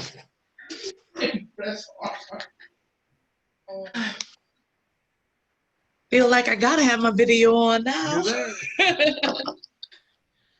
Hello, everyone. My name is Jamila James, and I'm seeking your endorsement for Ann Arbor School Board. I am a mother, a nurse, and an advocate for all without a voice. I'm running because of these roles in my life and also my need to be of service. I'm a firm believer that the way we educate our children directly affects our community and therefore our reality. Ann Arbor Public Schools is doing a good job. My campaign leadership has quite a few of them in there, but I think we could do better. I want to see a system where every child has a chance to succeed, not just those that are college bound. Bring back our vocational classes at school, many of which have jobs that are sitting empty here in Michigan due to the lack of skilled applicants. Our children need soft skills and life skills to survive. They need to learn how to communicate effectively and how to manage their money. Ann Arbor Public Schools currently has a goal of including social justice. It is through the curriculum with accurate and diverse history, through learning about each other's cultures, values, our sameness, our humanity. That is what we do, how we do this. Start as early as preschool. I agree with Dr. Swift, and now is the time to reimagine our schools. It is an opportunity for us to support our young people holistically, and by doing so, helping ourselves. More reading specialists, psychologists, counselors, behavior specialists, busting up that school to jail pipeline is needed to prepare our children to be the whole adults we expect them to be when they hit 18. We have the ability to show people that we value people, families, and our community over money. I am a team player. I believe the most critical skills needed to be a success on the school board is the ability to put your ego aside, to be open-minded, and be willing to listen. This is not about money. This is not about power or prestige. This is about our babies, our community, and our future. All right. I appreciate that. Jamila, thanks so much. And thanks for your patience today while I got you squared away. Thank you very much. You're doing a really good job. So know you. I know. Sorry, oops, sorry. All right, next up is Angie Smith. Angie, I'm going to promote you to panelist. And you need to unmute yourself, and you can turn on video if you wish.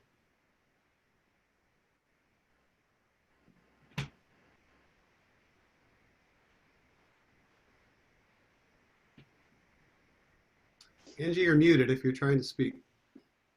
There you go. Okay. Hi. Can everyone hear me okay? Yes. Okay, great. I'm going to read what I had to say in the interest of respecting time.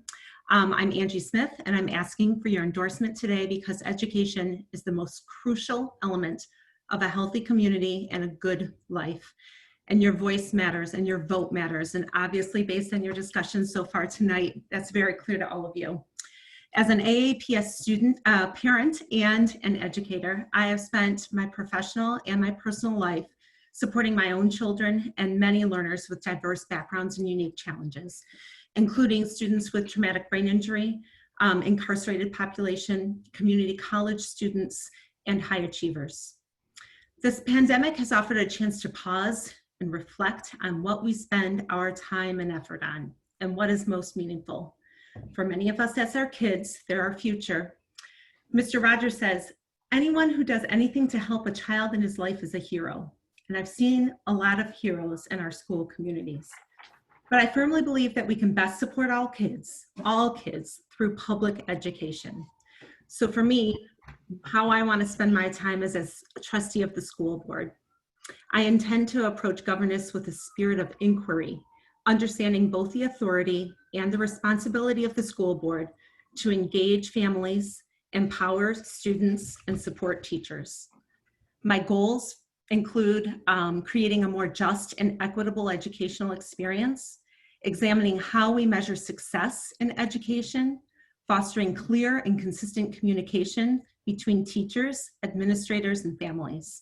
I don't have time to go into all of the priorities of my goals, but I do want to say that how we measure success in education has an incredible bearing on equity for both marginalized groups and learners with different needs. Thank you very much. you did it well. And thank you for your patience with me today. Too. Thanks for your patience today with me. All right, I believe that is it. I'm going to bring it up here as soon as I find it. There we go. So these are our 5 candidates for 3 positions. You may only vote for 3, so please start voting. And if you would like to vote by phone, raise your hand and I will record your vote. Jeff Halter, you are mic'd Yes. up. Hi, I just had a question about the voting. I'm new to this. Thank you Me for too. your leadership. When we voted for the Saline mayor, the lead candidate received less than half of the total members participating here. But she got the majority of the votes. So it's the majority of whoever votes that determines endorsement? Yes, majority of people at the meeting. Well, yes, of the people who voted at the meeting, yes. Who voted. Yeah. So it doesn't have to be the majority of. No, it doesn't, because people like me that live in Dexter, we don't necessarily vote in Saline's elections. So. Okay, got it. Thank you. That's why. Thank you. Is there anybody who would like to vote by mail? Or vote by phone, I should say, sorry. Please raise your hand if you do.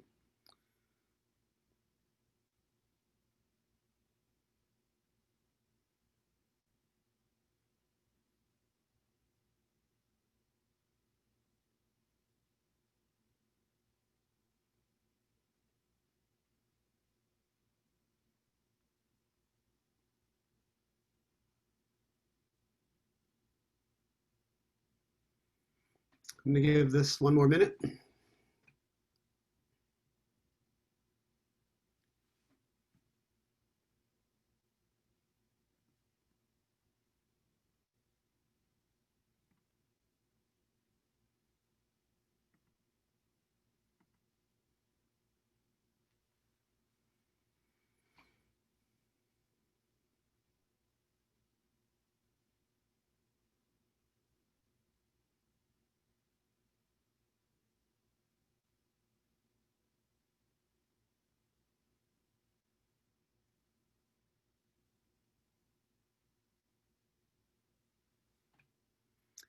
Okay, I'm going to close the poll.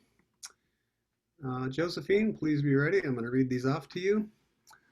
The winner with the most votes is Crystal Dupree with 113. In second place was Ernesto Cojero, and I'm probably pronouncing your name wrong, and I do apologize, with 73. Sorry, 74, because I just got a phone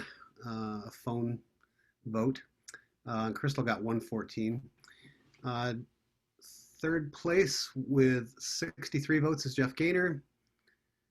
Let me double check my text here, make sure somebody texted me a vote.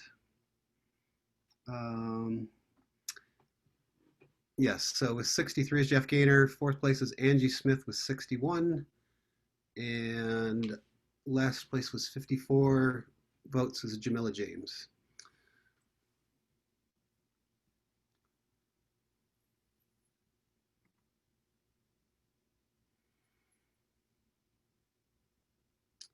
All right. So I'm going to stop sharing. All right. All right, next up. All right, next up is, did we already do Saline City Council? No, Saline City Council is next. Dean Gerbach and Don Kraus, if you are on, please raise your hand and I will promote you to panelist. All right, Dean, wait, hang on a minute.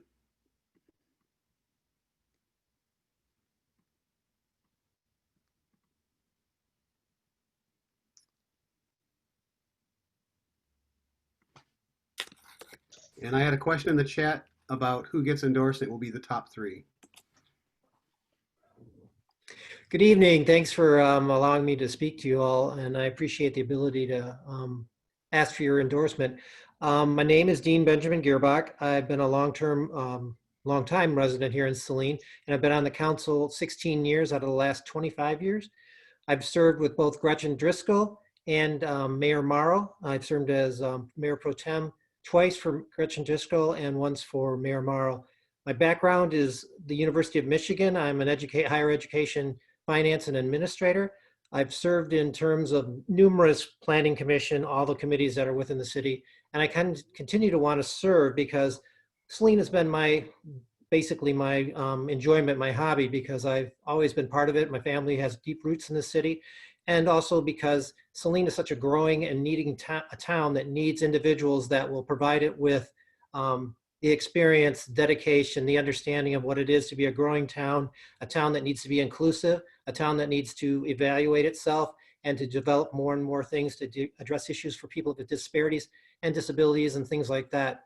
My plan for the next few years is to really focus on the idea of what we need to address in terms of our city's reputation because of the concerns that we've had with racism, and also to address issues and aspects of dealing with our police force. We recently created a deputy police chief, which I endorsed as a way to allow our chief of police to expand his involvement into the community and to allow them to become more involved in what's going on.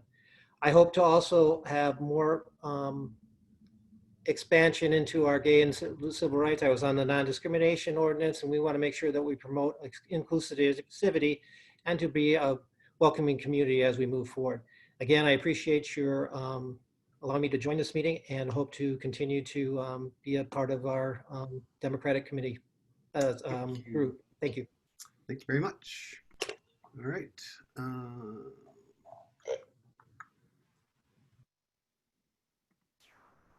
All right, Dawn Kraus is up next as soon as she gets up and gets unmuted.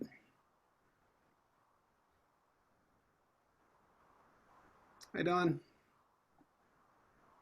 I've learned a lot tonight, and this has been a little interesting, but I'm new to elected politics. I've been involved in the backside of things for a long time. I had a son who was disabled. He passed away, and I have worked for 5 years with the Michigan legislature to get legislation passed that changes our school code and our Do Not Resuscitate Act. Long story, but that was how I kind of got started in this.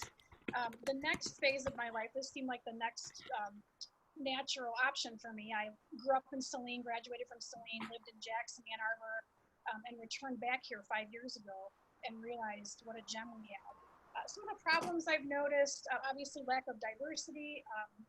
As a collective, we're always at our best when our community is rich in diversity. We don't have that. We've been in the news lately internationally because of racist incidences. That has to stop. We've got to figure out a way to move past that and make our community safe and welcoming. Growing pains. How do we keep our small town charm as well as continue to grow? You don't want to remain stagnant. The townships will annex around us if we don't move with it. So we have to try to figure out how we're going to grow responsibly. Our downtown, we have US 12 running through our downtown, so it does create a little bit of a different situation than some of our other towns in Washtenaw County. But we want to make Saline a destination, not just a place we go home to. A place other people will say, let's go to Saline tonight. And right now, I don't think that we quite have that as much as we could.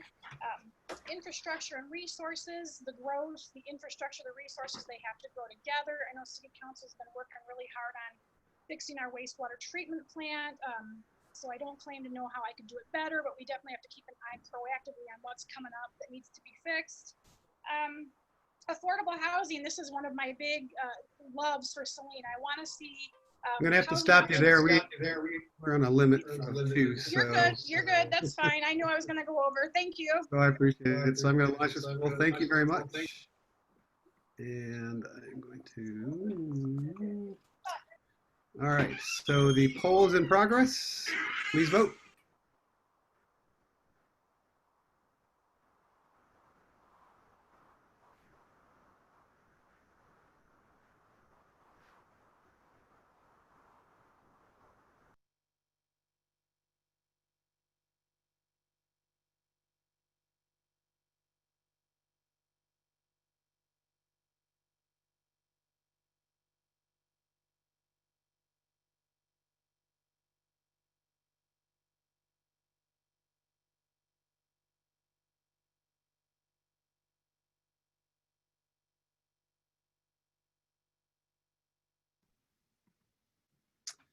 All right, 30 more seconds.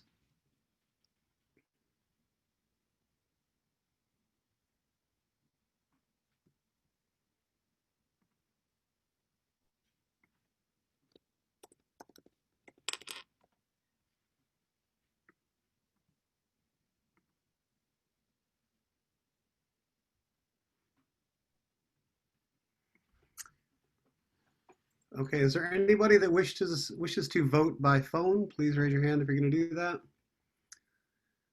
This really could not possibly have been a closer race. It was the vote is 88 votes, Dean Gerbach, to 87 for Don Cross. Clearly a close race. All right, thank you both. Josephine, let me know when you are ready.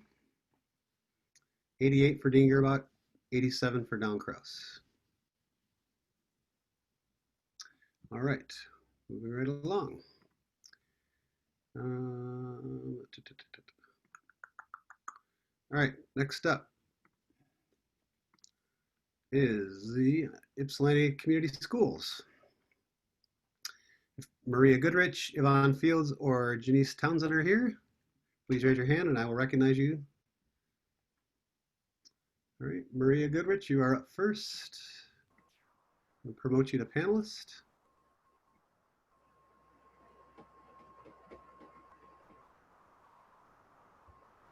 You have 2 minutes, Maria, when you start talking.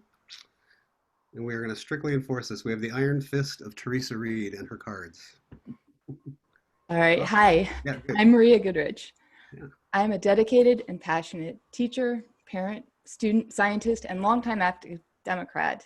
And I'm seeking your endorsement in my run for one of the 2 open seats on the Ypsilanti Community Schools Board of Education. I'm the child of 2 public school teachers, and I became a college educator and union member in 2003. For 7 years, I was an adjunct professor of biology at Marygrove College in Detroit, where I served a student population that drew from and had much in common with the kids of our district. For the 2018-19 school year, I was recruited to be the Ypsilanti Community Schools K-12 science consultant. I worked with teachers and administrators and coordinated volunteers and community partners throughout the district. Currently, I'm a science grad student and I teach microbiology lab at Eastern Michigan University. I'm also the parent of a 6-year-old student who is entering her 4th year with YCS. And since 2017, I have attended or watched nearly every YCS Board of Education meeting and have publicly broadcast them for those who can't attend. I am also an ardent public schools advocate. I've headed up multiple forms of outreach to prospective YCS families, I canvassed in support of our sinking fund, and I regularly talk with my elected officials about education policy. Additionally, as a parent, student, educator, and scientist, I am deeply invested in combating the educational and public health challenges posed by the pandemic. I am honored to have personal endorsements from community leaders, including Representative Ronnie Peterson, Senator Jeff Irwin, and YCS Teachers Union President Charlotte Tillerson. More than anything, I want equitable, excellent, and ambitious educational opportunities for all our kids. Education's not a zero-sum game, and when we come together and break down barriers for the most at risk, we can improve outcomes for everyone. I'm excited to get to work on behalf of our kids and community, and I would love to listen to any of your concerns and questions. I hope to earn your endorsement, and if you live in YCS, your vote on November 3rd. Thank you. Thank you very much. All right.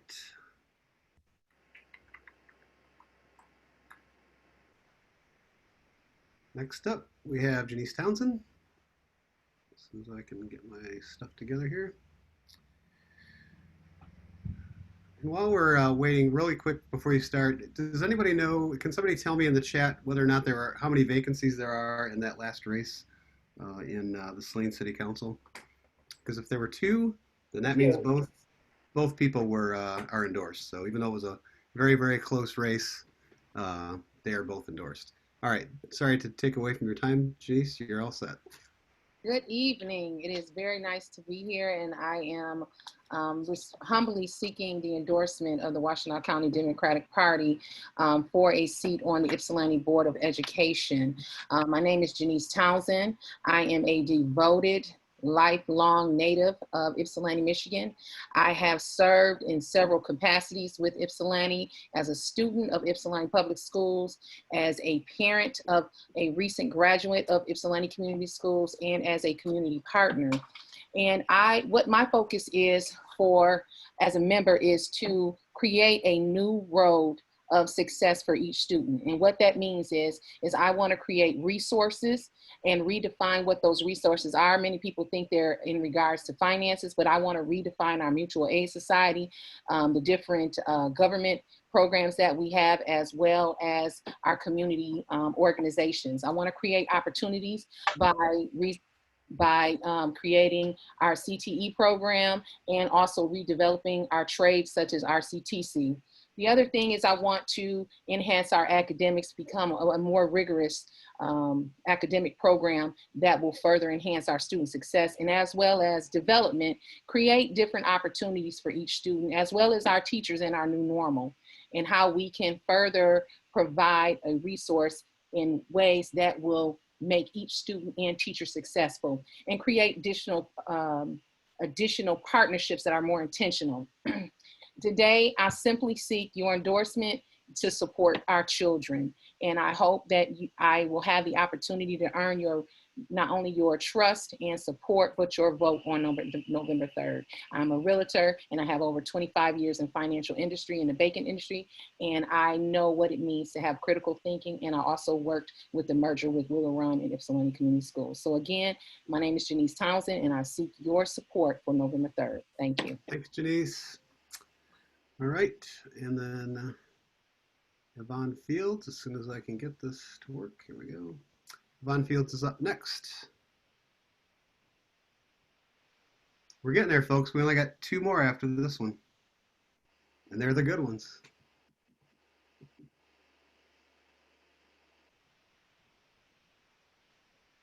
All right, Yvonne, what's going on here?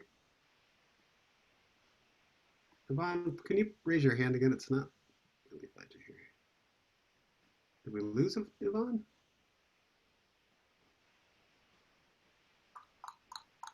Ah, there she is.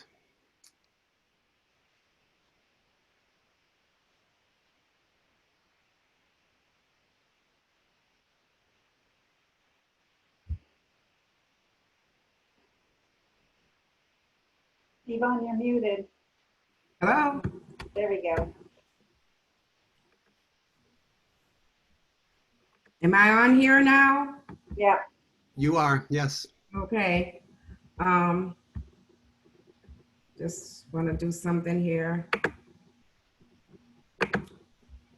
Okay, so my name is Yvonne Fields. Chris, I want to tell you that you're doing an excellent job. I've been in your shoes before, so I truly understand what's it like to be on that side of the screen. So I give kudos to you, and I appreciate all your work and everything that you've done. So it is a hard job on that side. Appreciate that. Thank you. Yeah, so I'm running for the Ypsilanti School Board.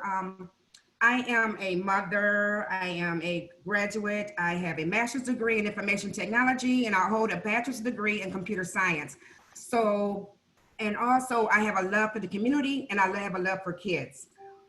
With our new norm that we're going into now, with this online learning that we're stepping into for this new norm that we have for education, I think I would be a good candidate for a seat on the Ypsilanti School Board, because I have a background on both online learning as well as being a teacher in that field.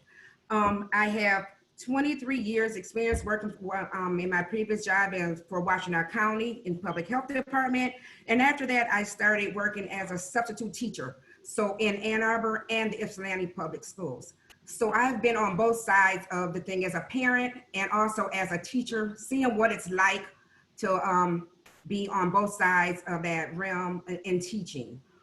From my experience, I've noticed a lot of different things that I think that I can bring to the table for Ypsilanti Public Schools to make them more competitive and make them be, you know, on the same lines of the comparison that a lot of people do when it comes to Ypsilanti schools and Ann Arbor Public Schools. So with that being said, I'm thinking that my experience that I can bring to that table, I can, you know, basically use some of my skills. Thank you. I noticed that there's the 30 seconds. So I've been waiting a long time to be able just to get off what I needed to say. And I also have been around, I'm a volunteer on many organizations in the community. I work well with the kids. I'm a parent. My kids no longer play junior football, but I'm also working on that program with the kids. I'm really strong in community. Your support, my platforms for you will be like in technology, student safety, and also the teacher retention that we have in Ypsilanti Public Schools to get the resources to keep our good teachers around so that we can pour into the kids the knowledge that they need to be successful in their education. So your endorsement actually for me would help, you know, me be able to make that happen. Thank and you I very thank much. I thank you for your time. Oop. Sorry, I didn't mean to cut you off that quickly. Touchy finger. All right, so we're going to open this up. This is, all right, we have a couple minutes to vote.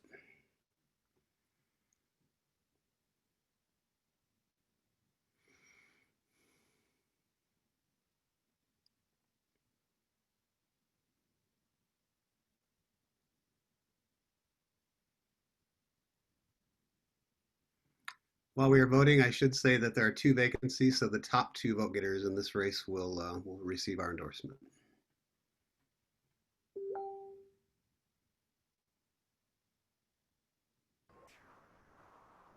Chris, somebody's asking for you to repost the poll. Somebody says she can't see the poll.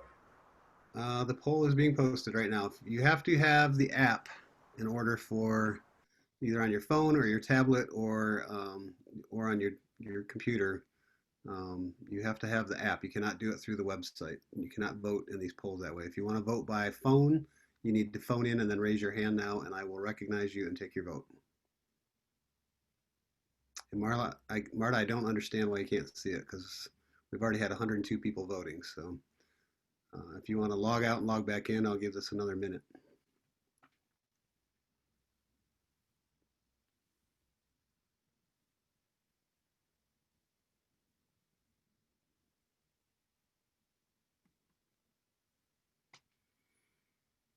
If there's anybody that wishes to vote by their phone, please raise your hand and I will recognize you. *9 to raise your hand.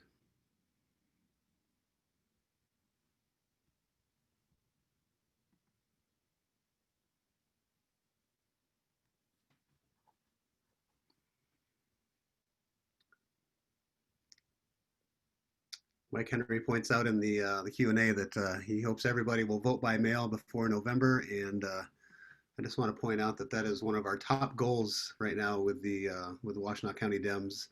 They've made over 60,000 voter contacts, largely to help people understand how to vote by mail, giving them the tools that they need to do that. So we are very dedicated to that.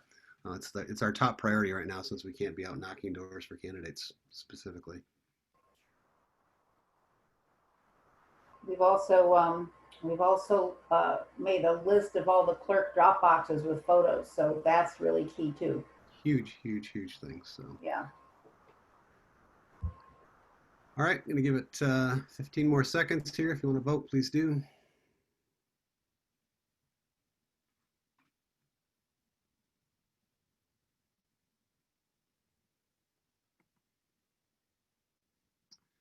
All right, so Yvonne Fields and Maria Goodrich with Maria Goodrich has 73 votes and Yvonne Fields has 63 votes. They are the top 2 vote getters, and Janice Thompson received 58. Let me know, Josephine, when you are ready. I'll read them off again. Maria Goodrich, 73. Yvonne Fields, 63. Janice Townsend, 58. All right, we're good. All right, we're down to the last 2 folks. All right. We're going to do the 14B District Court next. 14B District Court next. So Irene Washington and Mark Nelson, if you are out there. Oh, wait a minute. I'm sorry. I have a voter holding their hand up, so I'm going to allow the person with 261 to speak. I apologize. I missed that. Did you want to vote? Person who raised their hand with 261 is the last 3 digits of their phone number. Did you want to vote? No, I don't. Okay, thank you. All right, Irene is next. All right, Irene, I'm promoting you to panelist. You should pop up here in a second.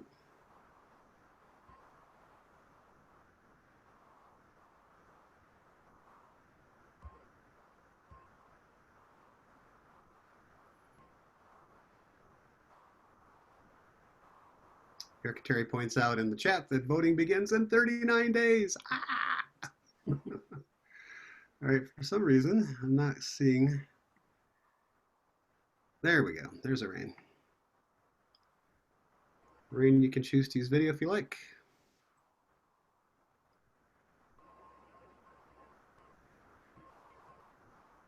And you are muted right now, Irene. Okay, I am here now. Thank you. I did not realize it was spinning circles that long. First of all, I want to say thank you so much, Chris, and for everybody that's helping to make this a productive meeting. My name is Irene Washington. Thanks for everyone who has decided to wait for us today. I am running for judge of the 14B District Court. I'm a mom, a grandma, and a wife. I am a first-generation college and law school graduate from the University of Michigan Law School. My intent for the judgeship is to right-size the 14B District Court so that it fits the needs of the people of Ypsilanti Township. We currently have a 63% recidivism rate, and my intention is to ensure that we have mental health, restorative justice, transparency, and build collaborative relationships so that we can make sure that everyone in Ypsilanti Township has an opportunity to have equity in the justice system through that particular court. I want to be very clear with you. I've been a longtime activist and member of this party. I did not join yesterday. I have been the chair, the statutory vice chair of this particular party. I was on the State Central Committee, the Executive Committee, and I am endorsed by the Chief Judge of the Michigan Supreme Court, who is Bridget Mary McCormick, who we endorsed tonight. I'm endorsed by the Chief Judge of the 22nd Circuit Court and 14A District Court, who is Judge Carol Kunke. I am also endorsed by 4 out of the 5 countywide elected officials. and 4 of the current Ypsilanti Township trustees. Additionally, I am endorsed by HVALF, AFSCME Council 25, the UAW, the 12th Dems, and the highly recommended by the women lawyers.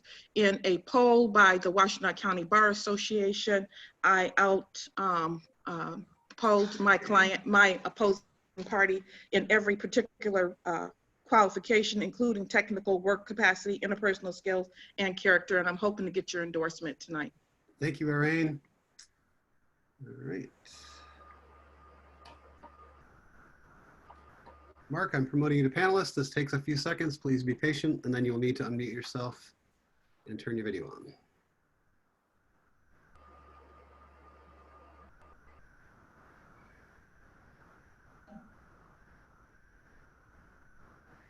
That popped out for some reason. There we go.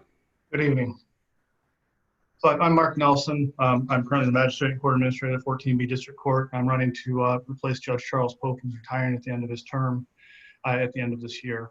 I want to address one thing really quickly. There's been some implications about Democratic credentials here. I've been a judicial officer for the last 12 years, so if you don't see me at party meetings, it's because I can't. I can't participate in party politics as a judicial officer. And this is a nonpartisan race, so it's a bit awkward for me to have to explain this. That's a lack of why you folks haven't seen me around, but I can assure you that I've been a lifelong Democrat and continue to be, and will continue to be. That being said, I want to thank all the voters in Ypsilanti Township who have come out tonight to learn more about this race. As I said, this is an open seat due to the retirement of my friend and colleague, Judge Charles Pope. It's been my privilege to have worked with Judge Pope for the last 12 years on a daily basis, and he is endorsing my candidacy. I've served as magistrate since 2009, and I've been the court administrator since 2012. We often say that the district court is the people's court, and that was in the past has been sort of a quantitative thing, meaning that most people that go to court come to the district court. Given the pandemic, we see that that's also more than just quantitative, it's qualitative. We in fact are working very hard to ensure access to justice and access to the courts as this pandemic continues on. Thank you. We partnered with a number of community partners, including Legal Aid and Hawk, to ensure that our eviction diversion program is working successfully.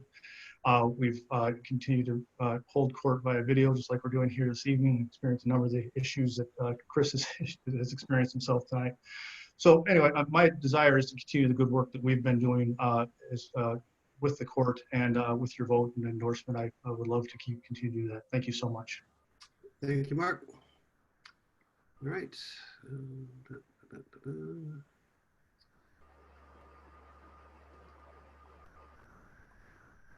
All right, polling is open. If you wish to vote by phone, please raise your hand by pressing *9.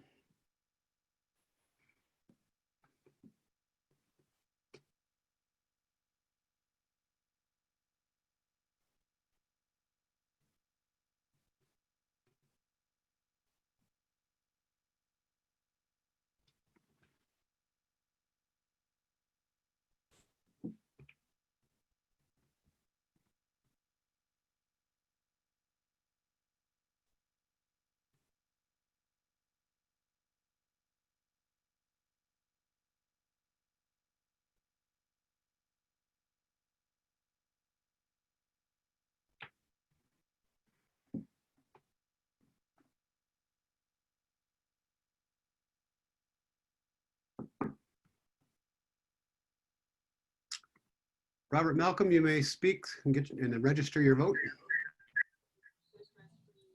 Robert Malcolm Jr. registered vote for Elaine Washington. Elaine, okay, thank you. We have a vote for Elaine. I need to write this down.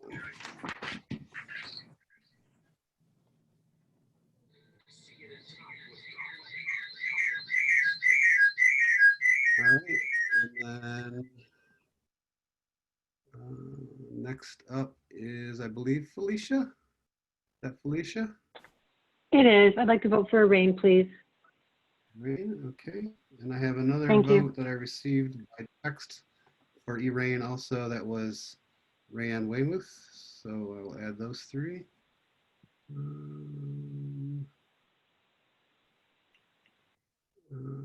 Mike Henry, you're next.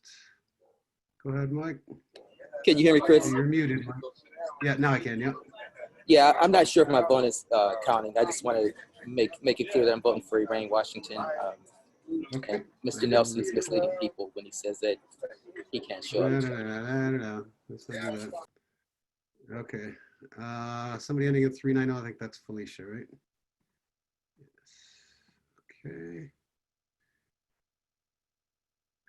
All right. Give this 30 more seconds, please.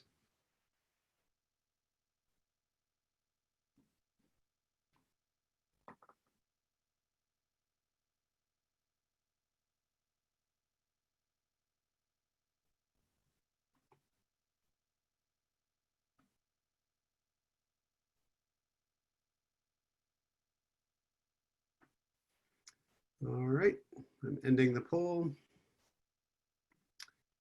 And the results are Elaine Washington with 133, sorry, she got 137 votes with the other 4 that came in. And Mark Nelson got 7 votes. So it's 137 to 7. All right. Wait, I just need to get a. All right, we're good to go. And last but not least, the main event, ladies and gentlemen. If I could get Nick Rommel and Tracy Vandenberg to raise their hands, I will recognize them and they will speak to the audience. All right. Tracy, you have been promoted to panelist. Make sure you unmute yourself when you come up.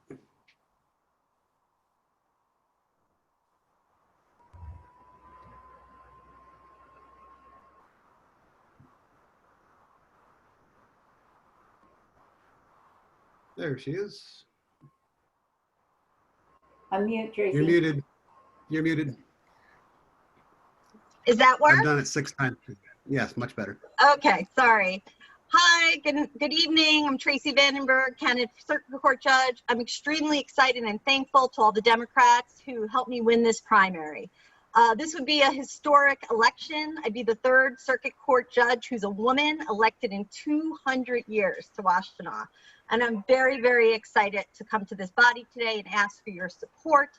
I have the support of many Democrats, Planned Parenthood, the UAW, 7th Congressional District, Chief Justice Conkey, Justice of the Circuit Court, Judge Simpson, Judge Frushauer, Judge Conlon, Judge Connors. I have more judicial endorsements than any other candidate.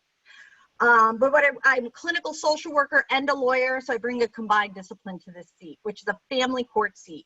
You know, most people don't think about family court as a place where people's civil rights are violated, but that's exactly why I ran for this seat. Because in my first case, many years ago, my client lost her daughter for 8 months over a false allegation. We tried that case and I got her back in the Court of Appeals. But you know, when they survey people, they actually surveyed people and they found out that people think they would rather go to prison than lose their child. I don't know if that's true, but the state court office has actually talked to people about that. But yet, in family court, 72% of people are, one party is self-represented. You're not entitled to an attorney. You're not entitled to a jury. People can change custody without notice. I have expertise in this area, and I'm going to stop bad family court practices, and I'm going to stay with the families of this county long-term, which is why I'm extremely committed to the family court docket. I'm going to have a child support problem-solving court, so we're not incarcerating people who are in debt. I'm going to have a trauma-informed court. All my staff will be trained in implicit bias. They will all receive implicit bias training. I will have a diverse court staff, and I will absolutely make sure that every person has a voice in my courtroom, just like I did when I served 1,000 low-income residents as an attorney at Legal Aid for this county. Thank you so much. I ask for your vote. Thanks, Tracy. All right.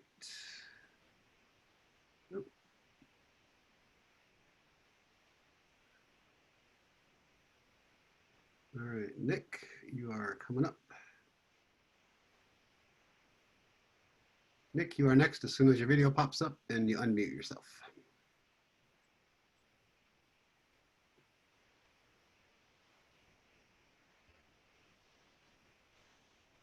Sorry, this takes a little time. Zoom is busy.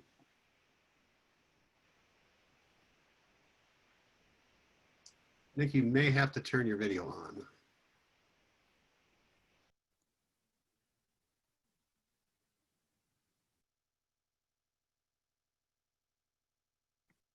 There we go. Hey, You're all set. We can hear you. thank you. Good evening, everybody. Thanks for your patience tonight. I'm Nick Rumel. I am married. I have 3 daughters, all the product of Ann Arbor Public Schools. The first 2 started in Detroit Public Schools. I have 5 grandchildren. I'm a attorney. Run for circuit court judge. In my practice, I fight all forms of discrimination. I represent several survivors, including several against you. I handle suicide cases, all victims of trauma. I offer 5 things to you. Nick, I'm going to stop you real quick. You're very hard to understand. We're getting a lot of disturbance. Is there anything you can do to? We'll give you an extra 30 seconds or so, but you're kind of distorted. Not sure. Boy, It sounds okay now. So it sounds okay now. You're good. Yeah. Okay. I offer 5 things to distinguish myself. 1 is experience. I have a background in crisis intervention, child psychology, and education. I've practiced law for over 36 years. I have over a decade of family law experience, 20 plus years of criminal defense, and 25 plus years of civil rights work. I've done over 30 jury trials, over 100 bench trials, many other hearings, arbitrations, mediations. I'm a certified mediator. The second thing is I'm always on the right side of issues. I've done legal services in Detroit and civil rights work. I don't make any apologies for any of the work that I have done. 3, I've had a lifelong commitment to social justice. I fought for affordable housing, against school vouchers, against LGBTQ plus discrimination. I was the co-chair for 10 years of the ACLU Lawyers Committee. I've spent hundreds of hours pro bono during the pandemic offering services to people regarding employment and unemployment. I've spent time marching, distributing food and supplies from West Willow to Park Ridge to Flint. 4, peer ratings. The Bar Association's judicial poll was sent to 700 members. I rated highest in all categories of all the candidates, including legal ability, demeanor, ethics, and character traits. I have over 300 endorsements from Dana Nessel to many judges, many elected officials, close to 200 attorneys, many unions and organizations, Our Revolution Michigan, community activists, and more important endorsements about to be announced. 5, our court must be included in conversations for justice reform, improving access to the courts for people who are vulnerable, people without means, and eliminating bias. I'm just closing up. I wouldn't be running if I didn't want to hear family law cases. The history of this court, however, is that all judges have to be prepared to handle everything. The most recent open election was also stated to Nick, be you a need family. to wrap it up. Gotta wrap it up. Yeah, and a couple more sentences, Chris. We've been here. The most recent open election was also stated to be a family law seat, and it is no longer a family law seat. Let's fix the problems that make judges want to avoid family law cases and drain the resources and the hope of the litigants who are before the court. In closing, I want to be a part of that solution. I would be honored by your vote. I want to be a different kind of judge and be a problem solver. Thank you very much for your time tonight. Thank you. All right. All right, with that, if you are voting by phone, please raise your hand by doing the *9 thing. And we will go to, all right, voting is open for the last race.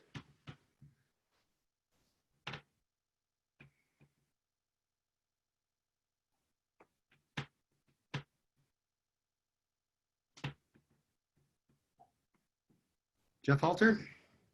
Could you clarify, is this one position? Yes, one position. Thank you. Yep.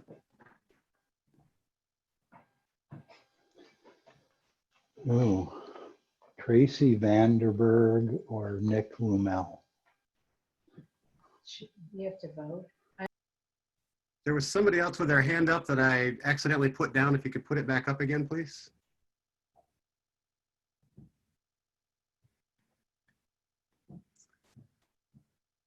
Okay, Robert, Malcolm. Nick Romeo. Thank you, sir.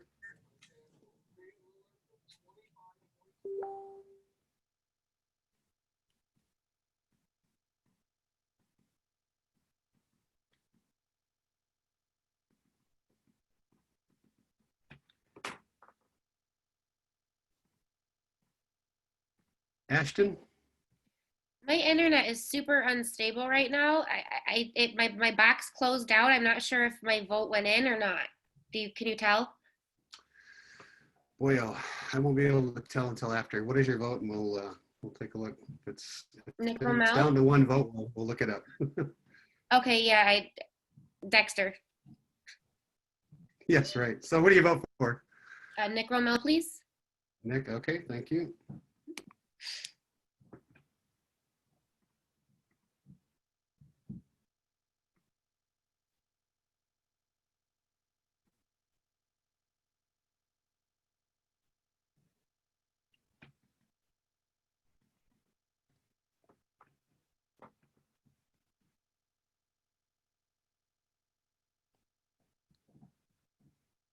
Leave this open for another minute or so.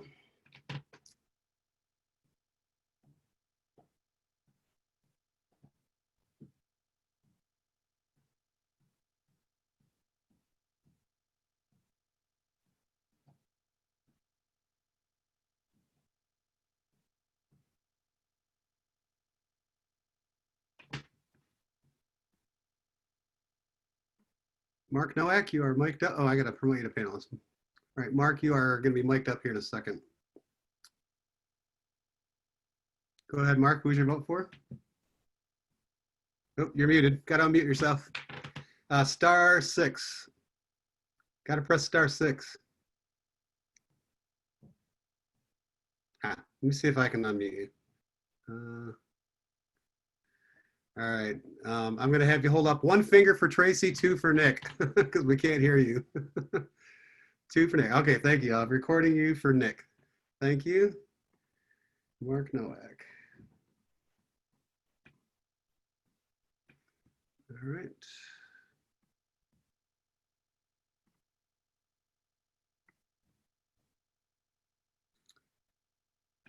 All right.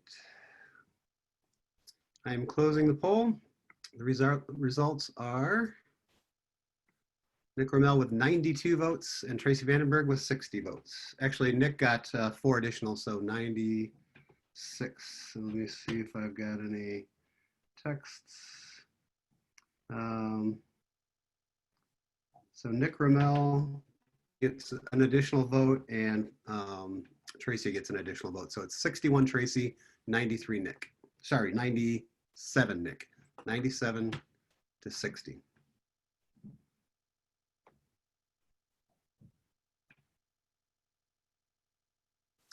All right, Josephine, are you ready? All right, so that is it, folks. I really appreciate your patience with all of this. I have heard what you say about, I'm gonna let my video come up. I have heard what you have to say about the digital divide. I am completely sympathetic to that. We will endeavor every time that we do this to get it a little bit better for people. This is our first go around with this, and it was not an easy one. It wasn't a small 20-person county convention. It was a 190-person endorsement meeting, which are always hard to begin with. So I just want to thank everybody for your patience. I know we've been here now for nearly 4 hours. We could all use a break, and I appreciate it. I do know that even the folks that didn't get endorsed have strong support in all of these races, and they're working their hearts out. They're working their butts off It's very hard to run for office. Take it from somebody who did it once and will never do it again. And I just want to thank all of our candidates for the hard work that they put in, because it's not easy. And you put your life on the, in front of everybody, and you lay it all out there for folks, and it's not easy. So all of our candidates have my most heartfelt appreciation for the difficulty that is. Just a reminder one more time, 10 a.m. on Saturday is our county convention for 7th District folks. There's information on our website about that. I really appreciate everybody, and have a great night. Thanks so much. We'll get the results posted as soon as we can. Thank you. Thanks, Chris. Great job.